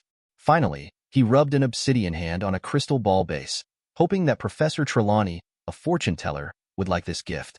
When he came back from France last time, he seemed to have given him tarot cards, but I always felt that Professor Trelawney didn't seem to like the gift very much, although she still pulled him politely and wanted to make a death prophecy for him. From that time to now, Kesen was so scared that she never came near her old man's classroom for a long time. I hope my death will be a little gentler this time, he murmured and was about to knock on the door, but before he could knock his knuckles on the wood, the door suddenly opened. The third eye told me that you need help, but it seems that you are faster than me, Professor Trelawney said steadily. Oh, a gift. Kesen didn't know what to say for a moment and handed over the obsidian base in his hand. Thank you, Uruguay, Minas, Keelas, Nocturnally, and me. Trelawney took out a large piece of turbid, constantly flowing crystal and stuffed it into Kesen's arms. Thank you. Kesen nodded awkwardly. It was only then that he noticed something was wrong with Professor Trelawney. He had heard from Dumbledore before that Professor Trelawney was a very powerful prophet in her ancestors, and Professor Trelawney inherited this ability to predict. Although it sometimes doesn't work, when it works, it really works. At this time, Trelawney should have entered that kind of efficacious prophecy state. After saying goodbye, Kesen left Professor Trelawney's territory with the crystal in his arms. He was a little embarrassed when he bumped into Professor McGonagall, who was passing by. Then he remembered that, logically speaking, he still knew a few magics. He waved his hand, and the huge crystal in his arms floated. Huh, this is what Trelawney gave you, Professor McGonagall said with some surprise. Yes. It's really weird. She is actually reliable for once, Professor McGonagall said in surprise. Yeah, then I'll go back and study this big guy first. Kesen returned to the office with the huge crystal, took out a shrunk diamond pickaxe, and gently tapped the huge crystal. A small fragment fell down. He picked it up, placed it on the 6 crystal positions on the Mathematical Olympiad workbench, and finally placed it on the Chaos Magic Crystal. Chaos, is it because the future is chaotic and unpredictable? So Chaos Crystal is used for divination? Kesen murmured, placing the huge crystal in the corner of the office, and drew the location of the Chaos Crystal on the parchment on the table. A circle. After doing this, he took out a world map and circled the place names Professor Trelawney had mentioned on it with a quill pen. They are all world-famous crystal mines, but Kesen thought, if you can dig directly into those veins with crystals, you don't need to go to the mines to search for them. You can just go to the Muggle Crystal Market in an hour. Can find everything. It seems that these magic crystals are probably produced in very small quantities, so I need to go deep into them myself. He stretched out in his chair, took out the magic manual again, and started studying it. The next day, wow, Gula. Wow, Gula. After washing his face, Kesen returned to his desk. He spent the whole night eating books yesterday, and it was of some use. For example, he found a way to upgrade his wand. He took out a piece of gold and poked it in his hand. Soon, a wand head was rubbed out by his hand, and he installed it firmly on the tip of the wand. There is no use for this thing yet, but according to the magic in the magic manual, only this can be considered a complete wand, or a magic wand. I have more classes for next semester, I'm glad. Kesen put the staff back into his sleeve and left the office slowly. There were no classes today, or in other words, there were no classes in the entire Hogwarts. All the little wizards walked towards Hogsmeade Station in an orderly manner and embarked on their journey home. Kesen, on the other hand, had breakfast and said hello to several professors before teleporting directly to Nocturnally. There are actually quite a few shops in Nocturnally, but because most dark wizards have little money and love shopping for $0, and there is not much traffic, most of them are half dead. Only a few shop owners with good attainments in black magic and excellent products can successfully operate here. Among them, A shop called Audiobook Magic Shop is the representative one. Anyway, at least in Kesen's view, as long as he walks into the radiation range of Audiobook Magic Shop, even those dark wizards who exude a stench and haven't taken a shower for an unknown amount of time are much less afraid. One of the bosses is the same. Zao. Boss, the door of your store should be oiled. After hearing a strange sound like fingernails scratching glass, Kesen said to the boss Audiobook behind the counter with a cold look on his face. I will obey your will, Professor Kesen. Audiobook smiled flatteringly. Do I have such a big name? Kesen asked in surprise. That's true, Professor Kesen. What do you need? I need magic crystals, any crystals, but I need to check their composition. Maybe I will find some less important places and knock them out. No problem at all, Audiobook said and waved his magic wand, and 3 huge magic crystals flew out of the room. Upon seeing this, Kesen took out a shrunken diamond pickaxe, knocked down a little bit, and then took out a portable mathematical Olympiad workbench and began to experiment. Soon. I'm sorry, Mr. Blogger, these magic crystals are of no use to me. Please give me a compensation price. After all, I knocked some of them off. Audiobook leaned over and stretched out 3 fingers. Kesen nodded, stretched out his hand, and arranged 3 gold galleons on the counter. It wasn't until he left Audiobook's magic shop that Audiobook put away the 3 gold galleons. He is indeed an alchemist. Chapter 67. After leaving Audiobook magic shop, Kesen stood in the middle of the road with his hands on his hips. He was wondering where to find the next store, until a commotion not far away caught his attention. A middle-aged wizard used a wand and expulsion spells to continuously expel a young wizard who looked down and out. The young wizard also held a crystal block full of white mist in his arms, about the size of a basketball. The boss who had expelled him returned to his shop, and the down-and-out wizard took out his wand and looked like he was about to apparate away. Seeing this, Kesen quickly shouted, Wait a minute, sir. The down-and-out wizard looked over with some confusion. Sir, would you mind if I knock off a small piece of your crystal for experimentation? Kesen asked. The down-and-out wizard thought for a moment and put down the crystal. As you wish, sir. Kesen nodded, took out a small manuscript, knocked out a piece, and put the pieces into the mathematical Olympiad workbench, and soon a joyful expression appeared on his face. I got the magic crystal of order. Please make a price. The downtrodden wizard stretched out 5 fingers tentatively. 500 galleons? Wait a minute and let me take a look. Do you support the discount? Or we can call each other's names and addresses. I am the alchemy professor at Hogwarts. You don't have to worry about finding me. Don't worry about me defaulting on your debt. Kesen opened the Enderbox ring and looked at it. Unfortunately, a large part of his salary for 1 semester was spent on drinking. Shameless Dumbledore. I said, 5,000 gold galleons. That's fine. Don't move around here. I'll go to Gringotts to get a big one. As he said that, Kesen was about to teleport to Gringotts, mumbling, This is definitely the last time. Actually, 500 is just 500, the down-and-out wizard said. Then 500. Look at these. Kesen pulled out all the galleons in the ring. These are 320 galleons. I will go to Hogwarts to get the rest. How about we come together? Kesen held Crystal in his arms and said without any intention of letting go. Okay. Then let's go. Do you know how to apparate? Let's apparate outside Hogwarts and then walk into the castle. Okay. The fallen wizard nodded, took out his wand and waved it, and he twisted up and disappeared in the blink of an eye. Kesen breathed a sigh of relief and teleported, appearing in the office. He first placed the crystal in the office and then teleported outside the castle again, where he saw the lonely wizard who was waiting. Let's go in and find Dumbledore. He conservatively owes me 2/3 of my salary. Although it may not actually be that much, there is absolutely nothing wrong with letting him pay it forward if you have the money. The two of them arrived at the principal's office all the way. The down-and-out wizard looked at the stone gatekeeper's statue in front of him and was somewhat silent. I'll just wait here. You go get the money. I won't go up. Okay, wait a minute. Kesen casually said a password that he didn't know the specific meaning of. This was a habit of Dumbledore. The regular people, led by Zizi Honeycandy, Cockroach Pile, and Lemon Snow Baby, Resident Command. Most of them are passwords used privately by professors. The password with no specific meaning like what he is saying now is specifically used to open the principal's office in front of outsiders, the little wizard. Therefore, in the entire British wizarding world, except for the faculty and staff of Hogwarts, there are only a few people who know that Dumbledore's password is a hodgepodge of candy. After entering the principal's office, before Kaysen could say anything, Dumbledore happily took out 100 gold galleons and placed it in front of Kaysen. The man downstairs is Remus Lupin, and he is a werewolf. Oh. Kaysen put away the gold galleons and nodded in realization. I asked you why the merchants in Nocturne Alley don't seem to like him very much. Well, can I give you a simple task? Dumbledore then asked. You say, what are your plans for this vacation? Running around the world. I want to collect those magic crystals. In that case, how about you help me improve his living conditions during this holiday? For example, you can use the remaining 100 galleons to hire him as a bodyguard for 2 months' salary. On a full moon night, he can all find a secluded place to bear it alone, so you don't have to worry, Dumbledore said quietly. Oh, you are friends? He was once my student. Needless to say, who in the entire English wizarding world is not your student?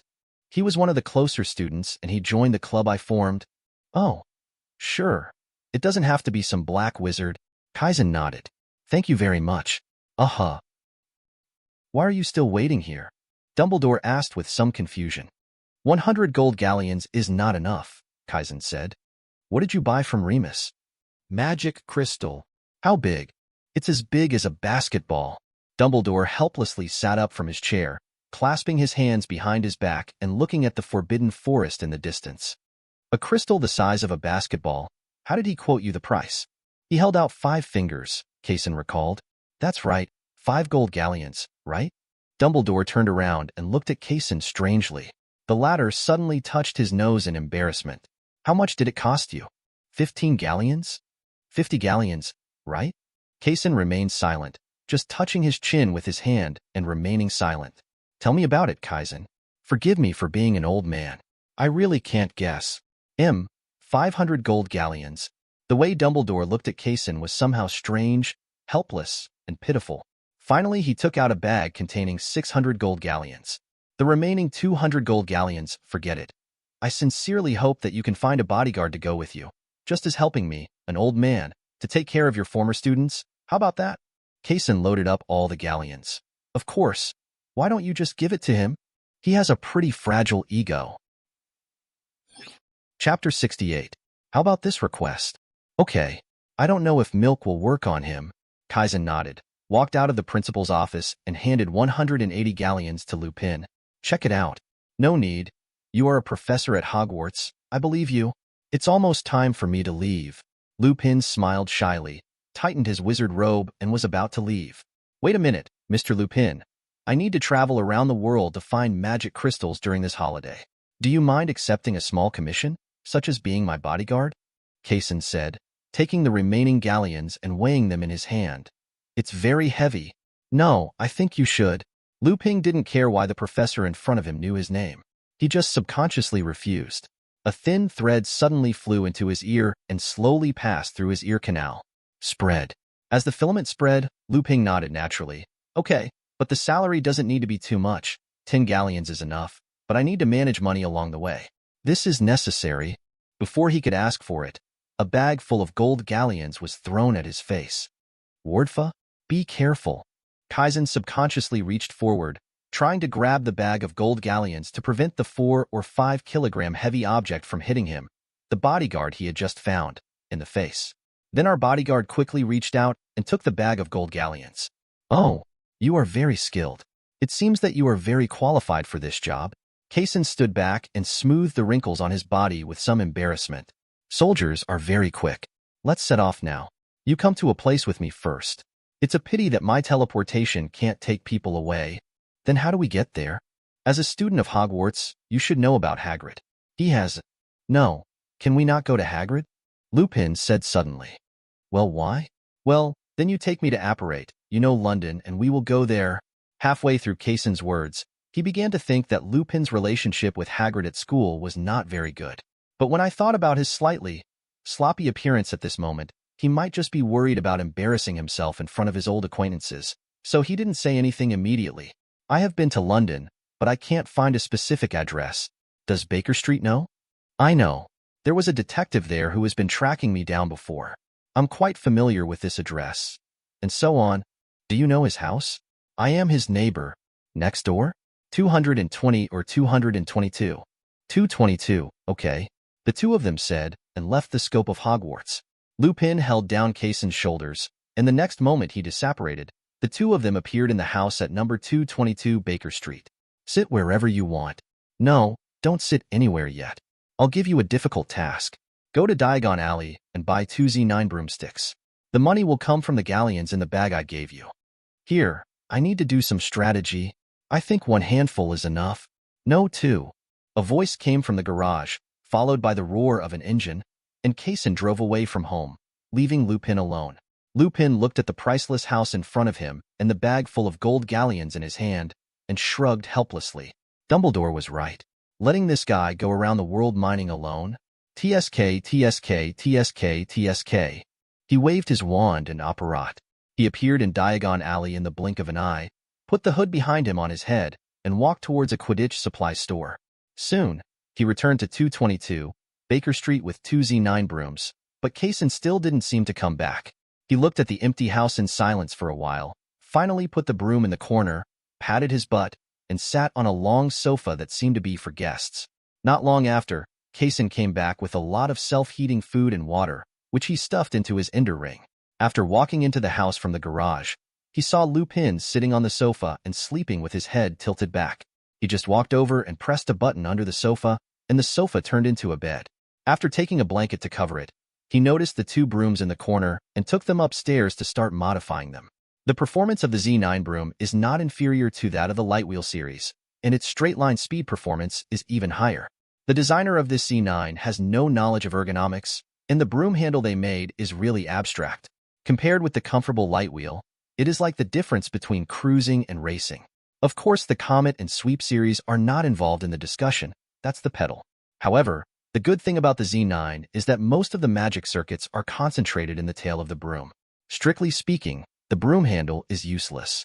In fact, the entire marketing strategy of the Z9 is to buy the broom tail, and the broom handle is given away for free. What Kesen has to do at this moment is to replace the 2 brooms in front of him with more comfortable seats, speed gauges, magic navigation instruments, and speed control handles. The ordinary imitation racing car has evolved into a modified Suzuki. The Falcon is of a kind that would break a parent's legs if they saw their child riding it. What's more important is that it can be folded and doesn't take up any space when thrown inside a ring. Walking downstairs, Lupin in the living room seemed to have been awake for quite a long time. The blanket had been folded neatly, and he was now thinking about how to turn the bed in front of him into a sofa again. There's a button on the lower left. Just press it, but it requires... Bang. Oh, Merlin. But be careful, because I forgot to add a damper when I made this sofa. Also, don't move so fast next time, like the Flash. It's better to listen to what others say, Kesen said as the tissue box was handed over to poor Mr. Lupin to wipe the blood from his nose. Oh, where have you been, sir? Just call me Kesen. I want to buy some daily necessities. If nothing goes wrong, we may have to survive in the wild for a few days. And this is it, Kesen said as he handed over the modified Z9 broom. My God, Merlin. Is this still a Z9? It's packed. So when do we set off? Lupin rode on it to test its comfort, but of course he couldn't test its speed. Even though he couldn't afford it before, he knew the reputation of the Z9 broom. When he experimented in the house, it wasn't the house that lost, but he himself flew out with a big hole. If the house wins, you get to be Lupin Pancake or Lupin Sauce. Chapter 69. The flight is tomorrow afternoon. Lupin got off the broom with some embarrassment. Why buy a broom if you're already flying? Because according to ordinary adventure movies or games, after we get off the plane, we will most likely find an indigenous gentleman and ask him to drive us to our destination. There will be many bad things along the way, such as wild beasts, rebels, or the indigenous gentleman seeing wealth. We have never been to that place before, so apparition and teleportation are useless, so 2 brooms can make our journey smoother. Kesen said such a long paragraph in one breath, and immediately felt his mouth was dry. He picked up the half glass of water placed on the cabinet and took a sip. Then he realized that this half glass of water could be used here. It has been 2 months and it has not completely evaporated yet, which is embarrassing for it. It was as if he was waiting for Kesen here. He calmly refilled a glass of milk and drank it in one gulp. A small amount of water every month, easy to handle. By the way, you should also try this milk. Drinking it is good for your health, Kesen said, taking out a new cup, filling it with milk and passing it to Lupin.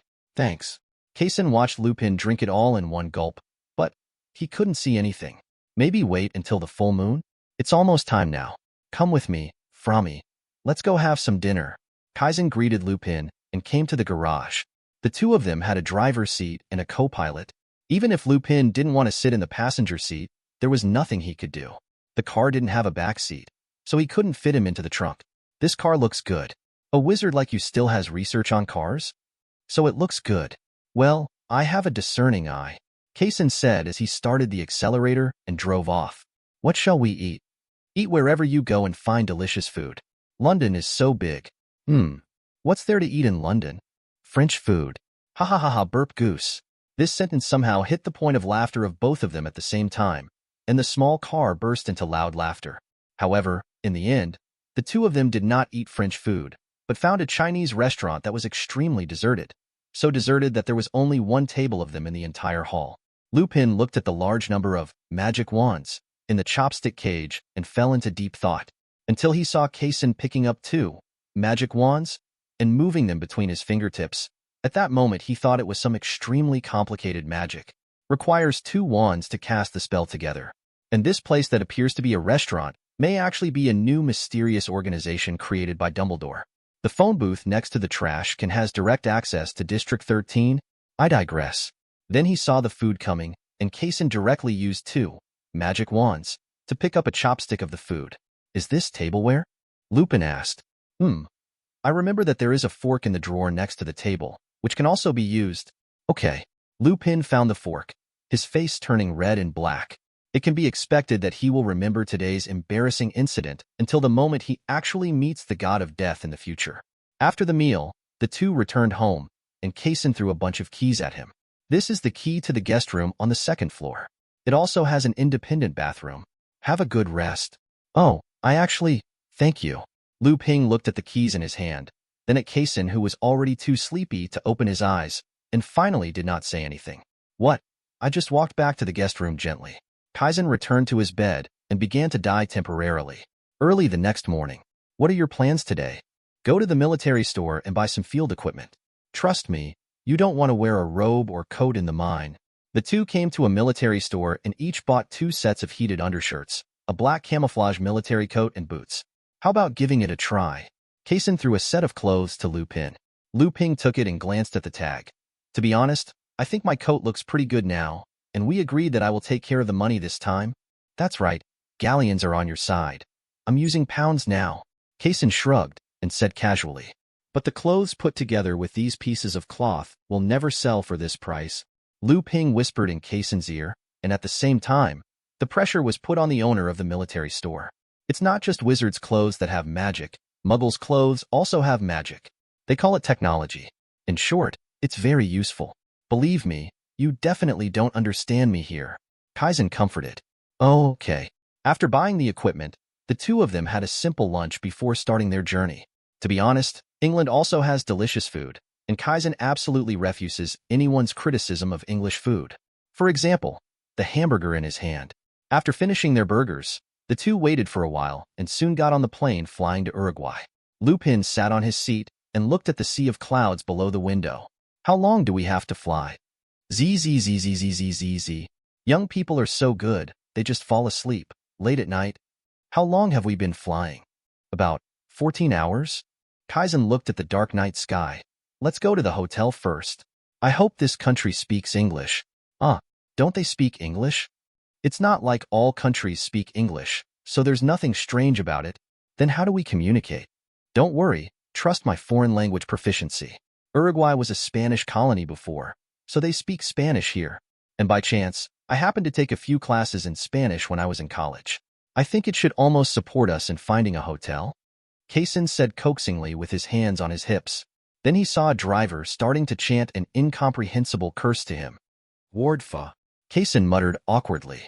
In the end, after a lot of effort, including but not limited to gestures, onomatopoeia, and a series of procedures for finding someone to translate, the two finally arrived at the hotel.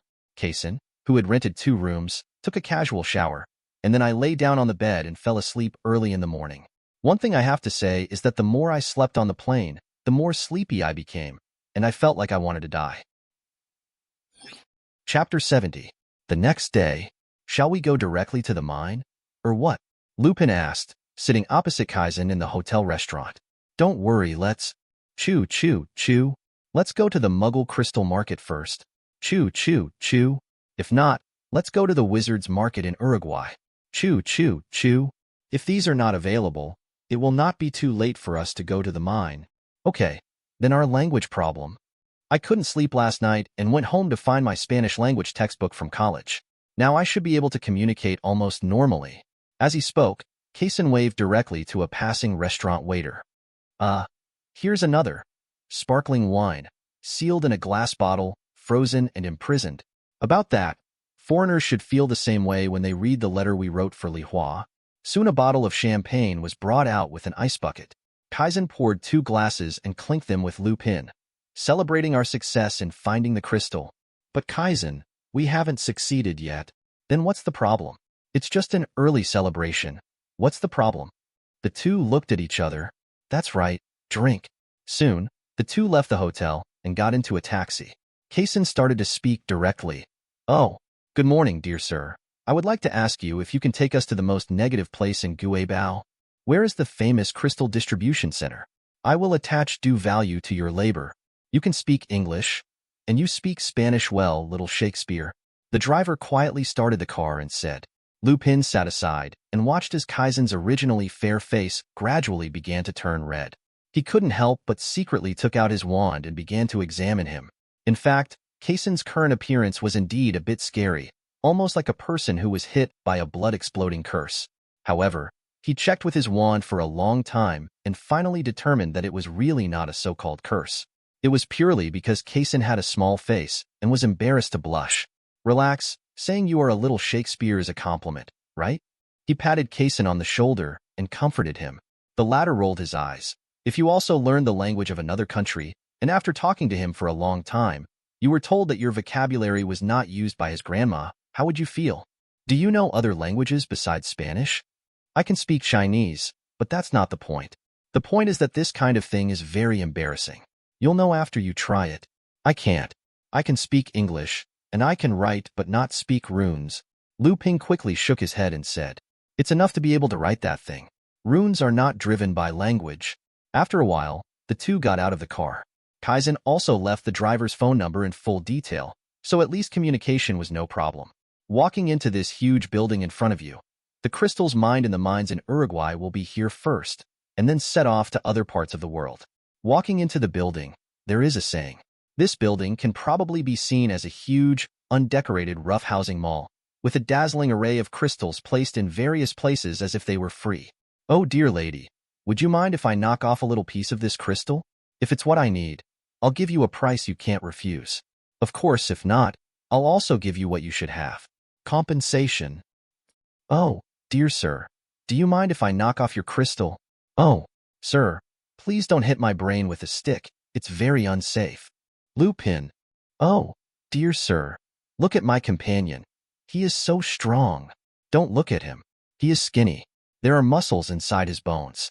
I guarantee that he will kick your *** hard with his nail-studded Martin boots. Wardfa. Humidifake. Galahir. Love to kill oil. As Kesen, who was escaping with Lupin while talking loudly, was hit in the head by a wooden stick flying from behind, he immediately began to use his verbal charm. He turned around in one breath, raised his middle finger in the sky, and blurted out a series of serious Old England curses, which frightened the boss who had already taken away his weapon. You must be confused, right? Kaizen turned his head and whispered to Lupin. Well, look, is he picking his pockets? Are there weapons somewhere? Lupin said in agreement. Kesen looked at the boss and took out a spring knife from his pocket and couldn't help but murmured, The person who came here is not evil. Strictly speaking, we are the ones here. Lupin reminded. You don't need to tell me. Kesen murmured and put his hand into his pocket. Soon, he took out 2 thick wooden sticks about 40 centimeters in size from his clothes. Come with me for a righteous gang fight. Then they saw the boss put the snap knife back into his pocket and took out a .44 model Truth brand carbon-based life cooling device. Kesen and Lupin looked at each other, and the former murmured softly, What should we do now? How about putting a spell on this place? There are too many people here, and there are surveillance cameras. The most important thing is that we are wizards, and we take the plane directly. Logically speaking, wizards traveling to other countries should report to the Ministry of Magic, and then the Ministry of Magic will negotiate and distribute portkey, and finally came to a new country to get the local country's certificate from the local Ministry of Magic, so we will be punished for all crimes. Let's keep it safe for 20 years. Lu Ping took a deep breath and said, "So heavy?" He pointed a gun at it and still refused to resist. For performing magic in front of muggles, the more muggles watch, the more severe the sentence. If you use black magic to blow up the Ministry of Magic in a gathering place for wizards, the crime of exposing magic is not serious. As for resistance, we are now a black family in the Uruguayan magic world and are not protected by their laws. Then let's just teleport away. Theoretically speaking, they won't know it's us, right? Your face is very recognizable. When we return to England, even if Dumbledore is involved, we will have to pay a large fine. Thank you for the compliment. I can rely on Dumbledore to do this for me. He has the money. There is also voluntary labor in Diagon Alley, which I have done before. Are you running fast? It's quick. I'm counting 3, 2, 1. 1. Bang. There was a bang.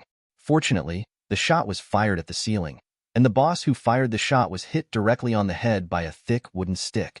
Run, Lupin. If the oars don't catch you, the police will catch you too.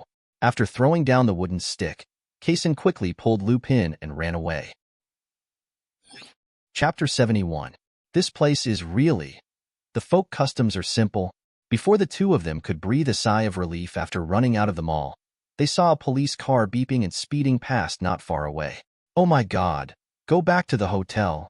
After Kesin finished speaking, he teleported back directly, while Lupin hurriedly took out his wand and made a buzzing sound. Come on, have a drink of water. After drinking, let's go directly to the magic market in Uruguay. Lu Ping drank a bottle of water in one gulp and said somewhat speechlessly, then why don't we go to that market from the beginning? Serious wizards do mining, and wizards also use crystals for divination.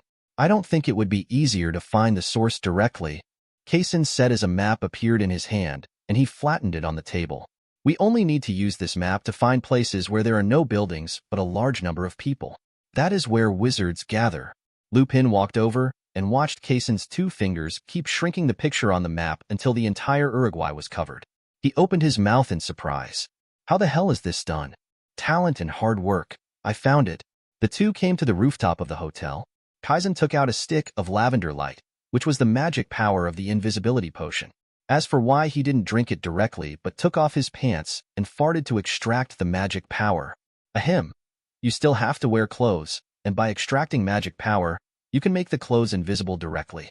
Very humane. Not long after, the 2 completely invisible people rode broomsticks to a mountain range far away from the city.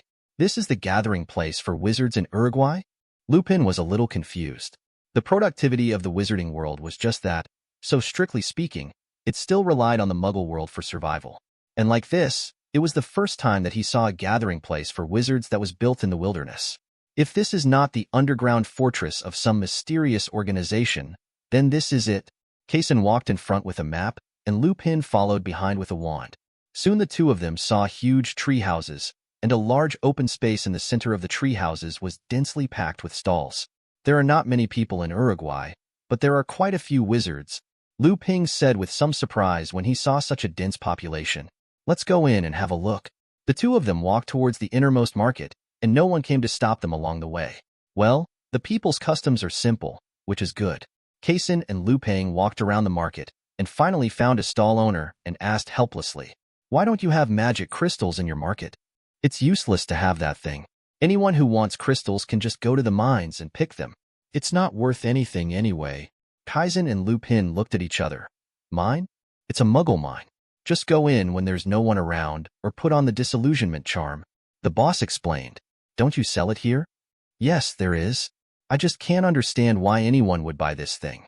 It's useless," the boss said and operated away, and soon reappeared with a huge stone ball in his arms. "Cut this thing open and there's crystal inside." Lupin pays. With the lessons learned from the past, Kesin no longer had the thought of taking out a small manuscript and giving it to Crystal, and quickly greeted Lupin. "Just give me your ideas." In the end, Lupin and the boss argued for a long time and took out a huge sum of 3 galleons. Kesin quickly took the stone egg aside took out the diamond pickaxe and tapped it gently. With a click, the stone egg cracked open, revealing the beautiful transparent crystal inside. He quickly knocked off another fragment with a diamond pick and placed it on the arcane workbench. Water magic crystal. This purple one?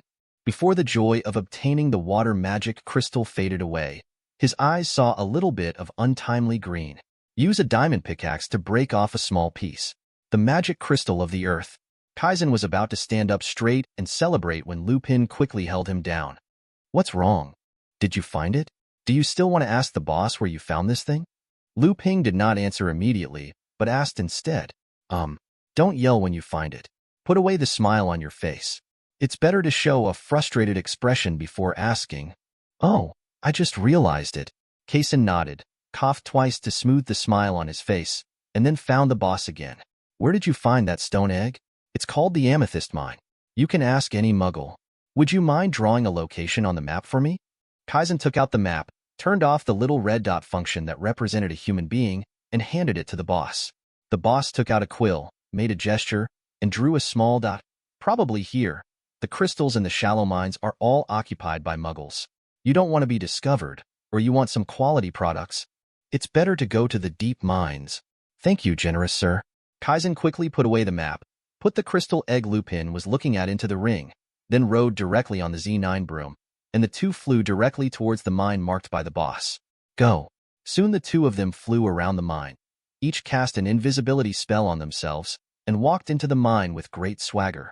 Halfway through, they also changed into camouflage uniforms under the passive eyes of a group of workers.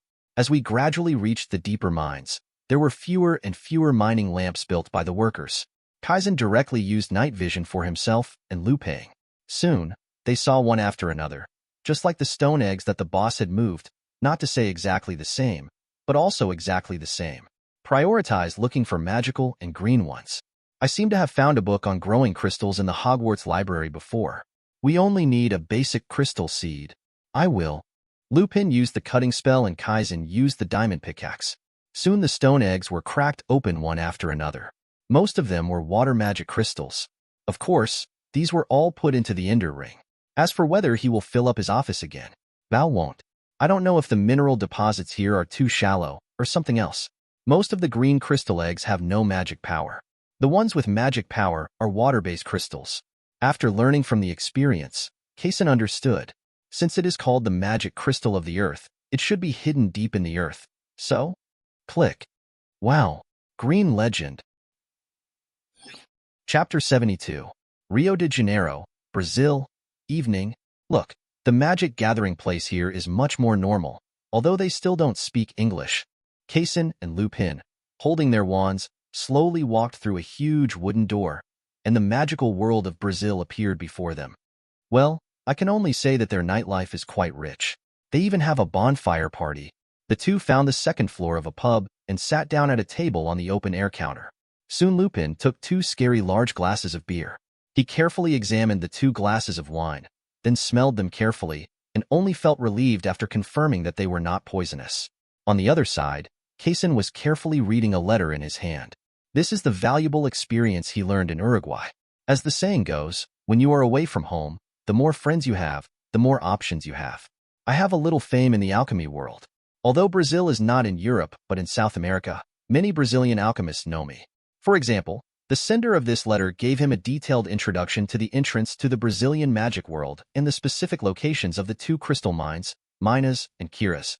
Well, to be honest, this wine is good, and the butterbeer isn't bad either, but it's a bit cloying compared to this. Seeing this, Keisen put the letter away, picked up the wine glass and poured it into his mouth. When do we set out? Asked Lupin. Tomorrow? Not necessarily. It's so lively here at night. To be honest, I can't bear to go to sleep. It feels a bit wasteful to go to sleep without enjoying this kind of joy. Keisen looked at the huge bonfire downstairs, exclaimed, That's fine, but I can't drink too much.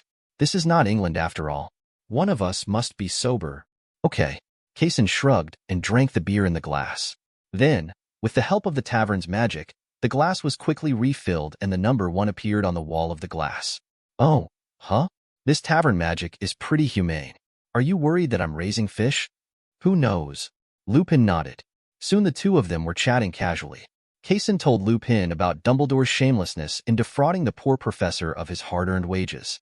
My own students, naughty little wizards, and arrogant colleagues. And Lupin had 3 or 2 glasses of wine. Forgive Kaysen for not being able to see clearly whether the number on Lupin's glass was 3, 4, or 8. But anyway, Lupin started talking. He began to reveal his true identity for the first time. Although he believed that the professor sitting opposite him, with a dazed look in his eyes, should have known about his identity as a werewolf from Dumbledore's information. But what Dumbledore said to protect the professor's safety is different from what he said himself. Well, you used to be a wizard, but now you have become, hiccup. Kaysen burped and woke up a little bit. A voice. Werewolf wizard. Yes. Lupin admitted readily. He never liked to deceive his friends. Even though the friend in front of him already knew his identity, he still needed a frank conversation.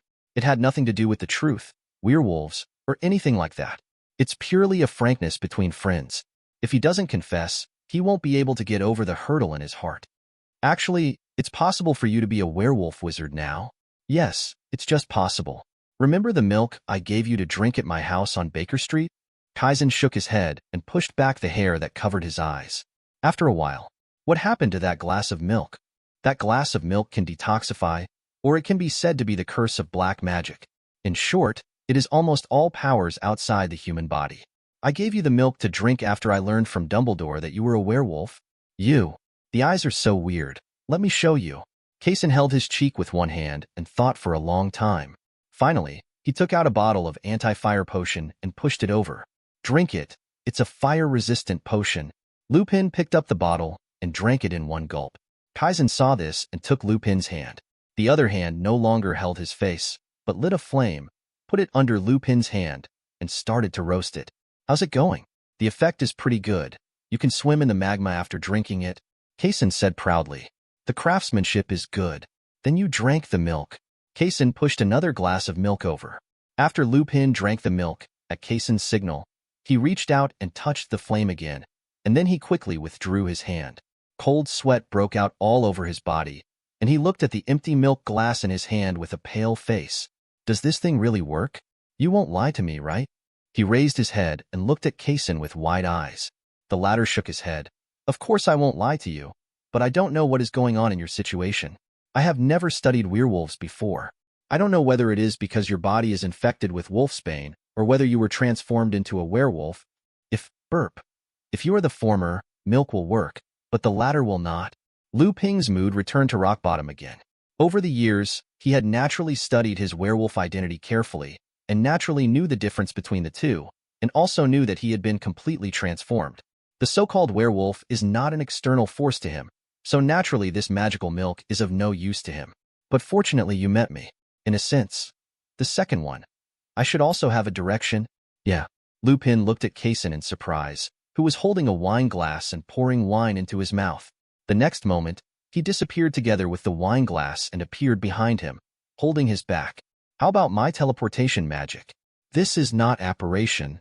Kaysen sat back in his seat and said vaguely. Sharp. That's what I said. If you are in the second situation, I have another way to help you. As he spoke, he placed a grinding wheel directly on the table, placed one hand directly on the grinding wheel, held the handle with the other hand, and started turning it. Oh. Kaysen, what are you doing? Self-mutilation? Lupin quickly leaned over half of his body on the table, forcing Kaysen's bleeding hand to separate from the damn grinding wheel. After applying white fresh water to his injured palm, he did not forget to take out his wand and cast a full-power disappearing spell on the blood stains on the table, to prevent those blood-mediated curses from finding Kaysen. Chapter 73. Kaysen clenched his fists, feeling that his palms were no longer bleeding, and shook his head with some disappointment.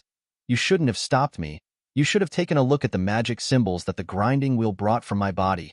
Each of us has magic symbols, human symbols, and wizard symbols. The reason why I can teleport is because I enchanted myself with the Ender symbol. So I just need to use other methods, either overriding or deleting, to make your werewolf symbol disappear. And you should be able to, return to being an ordinary wizard. Lupin nodded. Okay, I understand, but I sincerely hope that you can tell me this next time you are awake, and don't, do experiments on yourself. Kaysen drank another glass of wine, closed his eyes and nodded. The next moment 2 black shadows blocked the light. Kason and Lupin looked at the two comers simultaneously, one tall, one short, one fat and one thin. The tall and fat one always smiled, while the short and thin one always had a grimace. Both of them were holding wands. It looks not good. May I ask if you are the alchemist from England, Kesensis? The smiling wizard asked. Kason burped. I don't know. Which one are you talking about? The smiling face wizard looked at the bitter melon wizard, who handed him a cut newspaper. Then the smiling wizard placed Kason's mugshot on the table. This isn't you? Kason shook his head. It's not me. He is more handsome than me. You said he is not you? No. Really not? No. This is you. No. This is you. Expelliarmus. As the smiley wizard uttered his first curse word, the tip of Lupin's wand shot out a red light in time, quickly disarming the smiley wizard's wand. When the other balsam sorcerer saw this, he was about to take out his wand and chant a spell, but was immediately imprinted on his body by an unknown spell from Lupin, making him unable to move on the spot. Then, after taking away the wand of the bitter melon wizard, Lupin stood up and looked at the two wizards condescendingly. Believe me, gentlemen, you don't want to try the taste of heartbreaking. Kason, who was eating melon at close range, took a strategic sip of wine. He didn't know that Lupin could cut out the heart and bones. Of course, although the spell was the so-called unforgivable curse, it really didn't exist. What a decent ban. You can buy the spell in Nocturne Alley for 3 gold galleons, and you can also find books recording these 3 spells in the restricted area of Hogwarts. So this so-called unforgivable curse, there is really no threshold for simple learning. Even most of the English magic community knows it, but some don't like to use it, and some don't use it well. Looking at Lupin, who was threatening the fat and thin wizard word by word, Kason took another tactical drink. Lupin should be the former, the type he doesn't like to use. But seeing the strange light gradually reflecting on the face of the fat and thin wizard, he was convinced that although he didn't like using it, it was definitely not bad. Soon the two wizards ran away with their tails between their legs, not daring to take back the 2 wands. Lupin walked to the edge of the terrace and watched the 2 wizards leave the gathering place before he felt relieved and asked Kason, "Why are those 2 guys looking for you?" Maybe it's because I'm an alchemist, the kind that can really refine gold.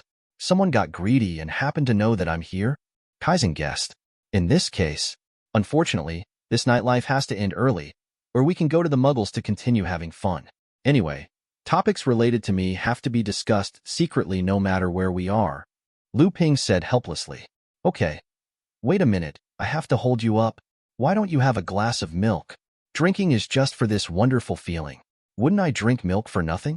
After the 2 paid the bill, they were about to leave the wizard gathering place, and then they were stopped unexpectedly. Kason blinked and saw 2 familiar faces, the 2 fat and thin wizards. Okay, is there a ban on apparition in this place? Lupin nodded. These people just set it up. He said that he wanted to wave his magic wand on the ground, and a blood-red line of fire appeared on the ground. Believe me, you don't want to taste the fire. Please also believe us. 2 fists are no match for 4 hands. To be honest, before the wizard who seemed to be taking the lead could finish his words, he was hit hard on the chest by a withered skull. As Kason started the group, Lupin also quickly directed the fire on the ground, swallowing 2 people in the blink of an eye, and shattering another person with an explosion spell. In the blink of an eye, the original 2 versus many situation once again became 2 versus 2, and the 2 people on the opposite side were so deadly that they were the 2 fat and thin wizards again. I. Lupin raised his wand, but instead of killing the 2 enemies who didn't even have wands, he chanted a spell. Everything is forgotten. The 2 left the wizard gathering place here and had no interest in having fun. They found a hotel and slept in a hotel in the middle of the night.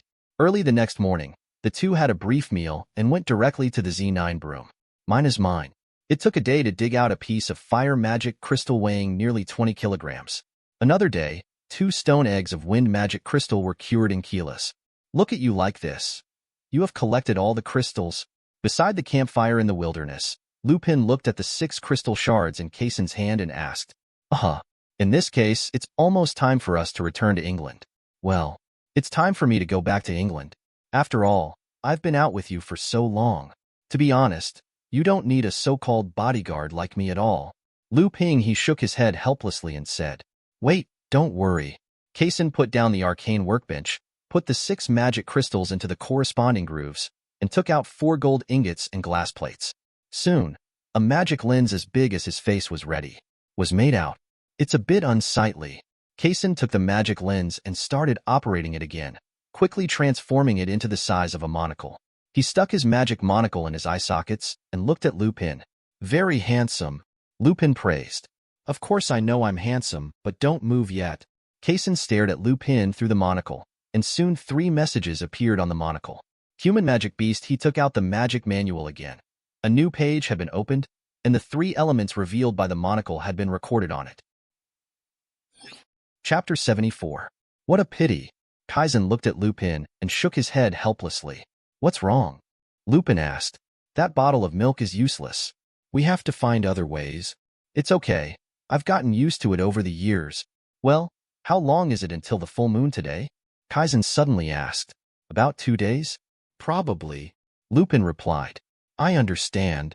Kesensis placed a grinding wheel on the ground, took out the magic manual, and sat down on the ground. Do you believe me? Lupin looked at Kesensis in front of him, then at his hands, and decisively sat down and placed his hands on the grinding wheel. Hold it. Kesensis held Lupin's hand with one hand and began to turn the grinding wheel with the other hand. Magic symbols flew out one by one and were caught by the magic manual floating in the air.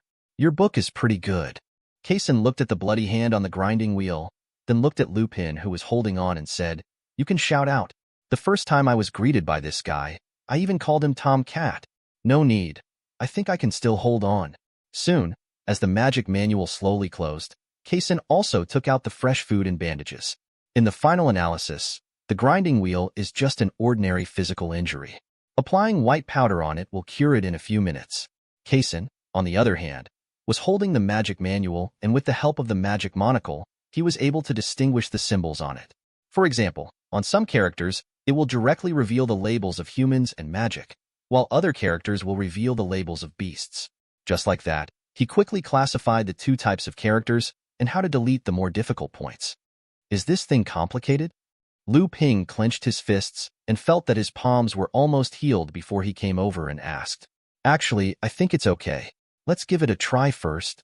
Kesensis placed an enchantment table on the ground with 3 pieces of lapis lazuli floating in it, and then directly pushed Lupin up. Poor Lupin was directly captured by the tyrannical magic power of the enchantment table and floated up like that. Oh, what's going on? Kesensis didn't speak, but flipped through the book floating on the table, which recorded Lupin's 3 symbols. He said, a little surprised. What's wrong? Lupin asked.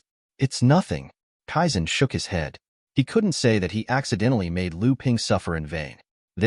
He had no experience before. The last time I used a grinding wheel was to grind ender pearls, and this was my first time grinding people. Who knew the enchanting table could directly display the symbols of people. However, the 2 people's efforts before were not completely in vain. At least this time Kesensis did not have to re-identify. Okay, come down. He pulled Lupin down from the enchantment table. Pack it up, let's go find Dumbledore. Lupin pursed his lips. Has Dumbledore ever helped you with this kind of ritual magic before? No. Then how did you teleport with a buzz? I enchanted myself. Then just enchant me directly. It's just the 2 of us. Didn't you enchant it yourself? I believe in your skills. Lupin said. I can be responsible for my own life, but how can I be responsible for your life? Kesensis said with a frown. I can. Oh, then you want me to be your accomplice in killing you? Besides, you should have a good relationship with Dumbledore. So why would you be so afraid of seeing him? Kesensis put away the enchanting table grinding wheel.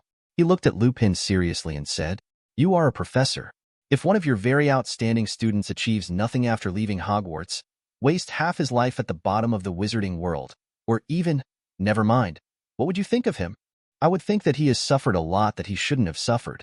Should I think something unnecessary?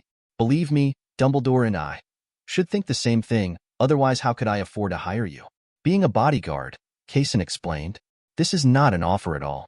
It's as if you can't solve those problems yourself. It's more like a handout than a reward. Lupin shook his head. Come on, you've already sold a 5-gallon crystal for 500 galleons, and you still have this kind of moral obsession? Let's put things one way and not give it up for nothing. Besides, how can wizarding matters be considered? Lupin's face turned a little red. That's it. Human body enchantment is very dangerous. You know it's a life or death situation. In the true sense, the success rate is 1 in 10. Now, are you worried that the time difference between Brazil and England will keep him asleep? The first night owl in Hogwarts is kidding you. The next moment, Kesin grabbed Lupin's shoulders and looked at him with a puzzled look. Don't you know that I can't apparate? Not only this reason, I'm also afraid that you will run away secretly. The world is so big, it will be difficult to catch you back, he added. Okay. Lupin sighed, took out his wand and waved it. Buzz. Hogwarts headmaster's office. I can only say that you are finally willing to come and see me. Dumbledore looked at the two people who walked into the headmaster's office, smiled, and looked at Lupin, who followed behind. Lupin nodded and sat on the chair awkwardly. Professor, I have a question. If you were once an excellent student, but after leaving Hogwarts, your halo is gone and you are wasting your time at the bottom, what would you think of him?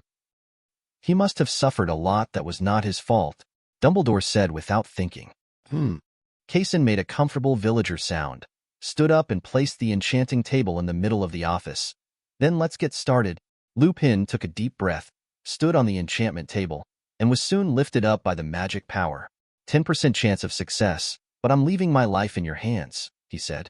Dumbledore looked at Kesin and said, Didn't you say last time that the probability was even higher than 24%? Don't worry about the details, Kesin said as he began to flip through the enchantment book.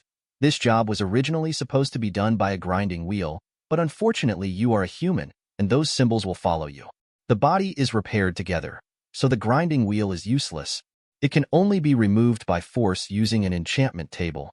Kesin began to compare each character carefully, marking the symbols belonging to the beast one by one. Chapter 75.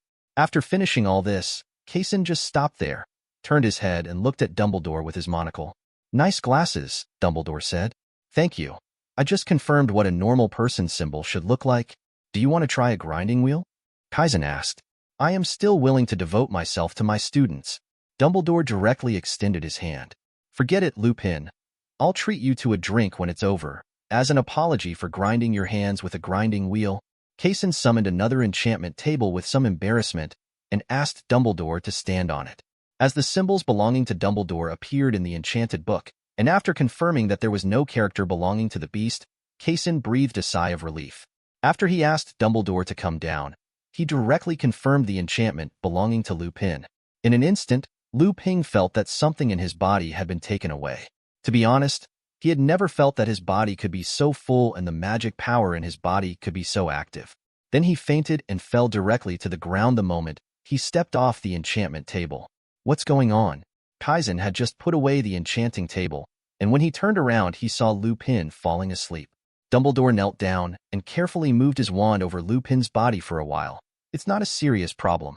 If his body was once filled with magic and wolfsbane, now that the wolfsbane has been deleted, the only remaining magic support is as long as he is in his current state. He will be fine after a few days of rest. Oh, that's right.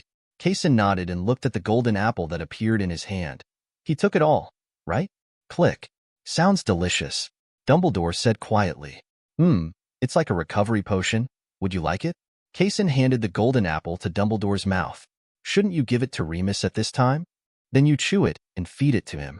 I can't get into that mouth. Kesin handed the golden apple with a bite into Dumbledore's hand and collected the scattered things. The few books on the ground slowly left the principal's office. Before leaving, he didn't forget to look back at Lupin lying on the ground. Human. Magic? I'm so awesome. After solving Lupin's T1 incident, there is only one T2 incident left, which is to return to his office and go out to wander around the world for such a long time. Who knows what kind of mess his office is in? Maybe the Ender box will be reincarnated into the gift fountain from last time. Opening the door to the office, sure enough, after spending most of the day putting all the things back together, he planned a small open space in the office. His previous plan to plant crystals could be said to have gone bankrupt, because he discovered that the so-called magic crystals were not magic crystals from the beginning, but became magic crystals after ordinary crystals absorbed magic power. In this way, even if one succeeds in growing the crystals, they will only be ordinary crystals of various colors without any magic power. Fortunately, he read the magic manual until late at night and finally found a method to make magic crystals. As long as you use the staff to transform the alchemy crucible into an alchemy crucible, you can use the alchemy crucible to roughly make fragments of magic crystal. Let the fragments be fragments. At worst, we can just synthesize them. It doesn't take much effort. But this caused a few embarrassing problems. First, Kaysen made an alchemical crucible. How should I put it? It can be called a copper wall and iron wall. In short, ordinary permanent fire is not hot enough, or the heat of ordinary flames will be transferred from hot places to cool places all the time. And if the transfer speed is unbalanced, the speed of heat loss will be faster than the heat added by the magma block. If the speed is still fast, then the flame will be extinguished just like that. So before that, Kaysen needs to learn a prerequisite magic, which is also recorded in the magic manual. It is called shining light. It is a true perpetual energy source that always emits light and with heat. And learning this magic is also very simple. You just need to take out a piece of paper, a pen, and start doing math and chemistry superposition problems. Well, it's more like a chemistry problem, using one element after another, unraveling the mystery and finally synthesizing the so-called theory of shining light. After learning the theory, you only need to control the elements you have mastered in reality and use this magic according to the theoretical formula. It is a moment of charm of science. But before that, Kaysen discovered once again that he had not yet unlocked the prerequisites. To deduce the theory, he needed elements, and he only had a little knowledge of the elements now: earth, water, wind, fire, chaos, order, and human beings. Magic, beasts, and other elements. Not enough. I've lived in Bungbu for a while. How can I go to jail like this? Kaysen said a little defensively, sitting on the chair. Soon, it was late at night. He walked out of the office and began to scan everything within his field of vision with a monocle. With the help of the monocle, he mastered each element. Of course, Kaysen would not be so stupid as to use a monocle to scan all kinds of things. He just piled up the basic elements into a considerable amount, then went back to the office and lay on the desk to rub it secretly. It is synthesized there. He synthesized the basic elements into more advanced elements, and then quickly made a magic machine according to the knowledge in the magic manual.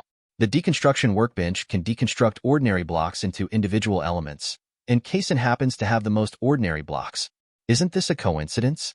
They are a perfect match made in heaven. However, standing next to the deconstruction workbench, deconstructing them one by one and putting them back together is a bit too tiring, so a simple little operation is needed. You only need a bunch of boxes, hoppers, minecarts, rails, a deconstruction workbench, and redstone circuits to make a fully automatic deconstruction machine. The only drawback now is that the office is too small and there is not enough space. Kaysen touched his chin silently, and soon he took action to pack up those valuable things that he liked. Then an end crystal slowly appeared in his hand. Bang! Dumbledore, who was studying how to juice the golden apple, heard the explosion and almost smashed the golden apple into Lupin's face. But the end result is the same. The golden apple is squeezed and fed to Lupin to wake him up, and the explosion scares Lupin awake to wake him up. It is a route error and the result is correct. Dumbledore and Lupin looked at each other, and the latter asked, "What happened?" "I can tell with the bridge of my nose who did this." The former took a bite of the apple silently and left the principal's office helplessly. Lupin quickly followed after seeing this. The two came to the alchemy professor's office on the south side of the third floor. After opening the door and walking in, the two felt as if they had entered a huge square. In terms of the area of this office alone, it should be no smaller than Black Lake. Dumbledore felt a little overwhelmed for a moment, and quickly operated away from the inside of the castle, took a look outside the castle, and slowly put his heart back in his stomach. Kaysen didn't go crazy and add a huge bulge on the third floor of the south side of Hogwarts Castle, but went from the foundation to the first floor, second floor, third floor, fourth floor in great detail. In short, the castle seems to have been expanded. It still has black brick and stone walls, the same style as the original Hogwarts. The Phantom moved inside the castle, and the first floor of this huge space in the south of the castle was left empty by Kaysen. The second floor was renovated by him into a huge classroom, and he even had a sign indicating an alchemy classroom in advance. There is also a staircase next to the podium, and walking up is the alchemy office on the third floor. Dumbledore was surprised by Kaysen's civil engineering skills, and then walked towards the fourth floor. Well, the fourth floor is not so crazy. The area is much smaller than the third floor. It is just a suite used for normal living. Lupin, who followed, was also a little surprised. The layout was almost exactly the same as that of number 222 Baker Street, with a living room, bathroom, study, bedroom, and even a kitchen and a large terrace. "Hey, I'm really ashamed of myself when it comes to enjoying this," Dumbledore sighed. Soon, Kason opened up the entire wall of the office on the 3rd floor and protruded a little to create a huge floor-to-ceiling window, just in time to see the black lake that was like a piece of inky jade. Various lamps were placed in the office, and the new office was completed. How's it going? Have you two finished touring my new office? Have you? Dumbledore smiled helplessly. I heard from such a big office. It's okay. I'm going to build a lot of things in the office in the future, Kason said. It looks pretty good, but you still forgot about my principal's office. Dumbledore's voice even sounded a little aggrieved. Next time, definitely next time. It's true, you believe me. Well, believe me, I'm going back to sleep.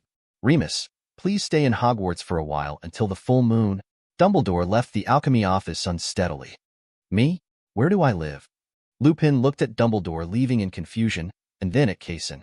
The latter pointed to the rest area upstairs. The layout is the same as 222 Baker Street. Find it yourself. Thanks. Lupin came over and gave Kason a big hug. Speaking of which, this was the first time he had done such an action in such a long time. It's a very common thing. You can even go to the hospital wing and find a bed to sleep for one night. It's not just this one thing. Okay, don't be stupid. After sending Lupin upstairs, Kason stood in front of the floor-to-ceiling window, staring at the moon in the sky. The waxing gibbous moon is 3/4 full. The knowledge of the moon phases was captured by the monocle and stuffed into his mind. It's a pity that the moon cannot scan out the elements. Kason murmured and turned around, took out the structure workbench and the original red stone parts, and started to make a fully automatic deconstruction machine. The next day, Lupin came down from the 4th floor in a daze, and then he saw a huge machine that looked terrifying. Even if the 1-meter-thick glass completely wraps the machine, you can still feel the terrifying shock from it. Kason sat on a boss chair in the corner of the office and fell asleep deeply. Seeing this, Lupin took out his wand and clicked it, and Kason flew up and followed him to the 4th floor. After placing him in the bedroom, Lupin walked out again and planned to go for food. Kason slept until dusk. Well, my biological clock has been messed up. I can't work overtime tonight. I have to drink the whole bottle of life and death water.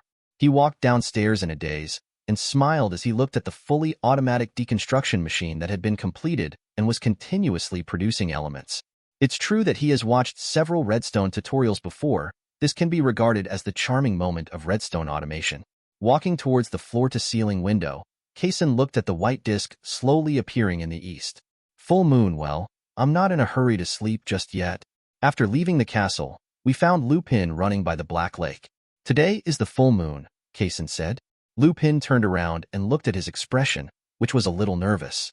But this is also human nature. Just like the moment the test paper is handed out, good students guess whether it is 100 points or 99 points. The average student guessed whether it was 80 or 60. The poor students guessed whether the score this time was in single digits or tens. In short, before the scores are announced, no matter what kind of students they are, they all feel the same inexplicable fear. It's just that the fear is different. I thought it would take a few more days. I forgot about it. Lupin scratched his head in embarrassment after calming down.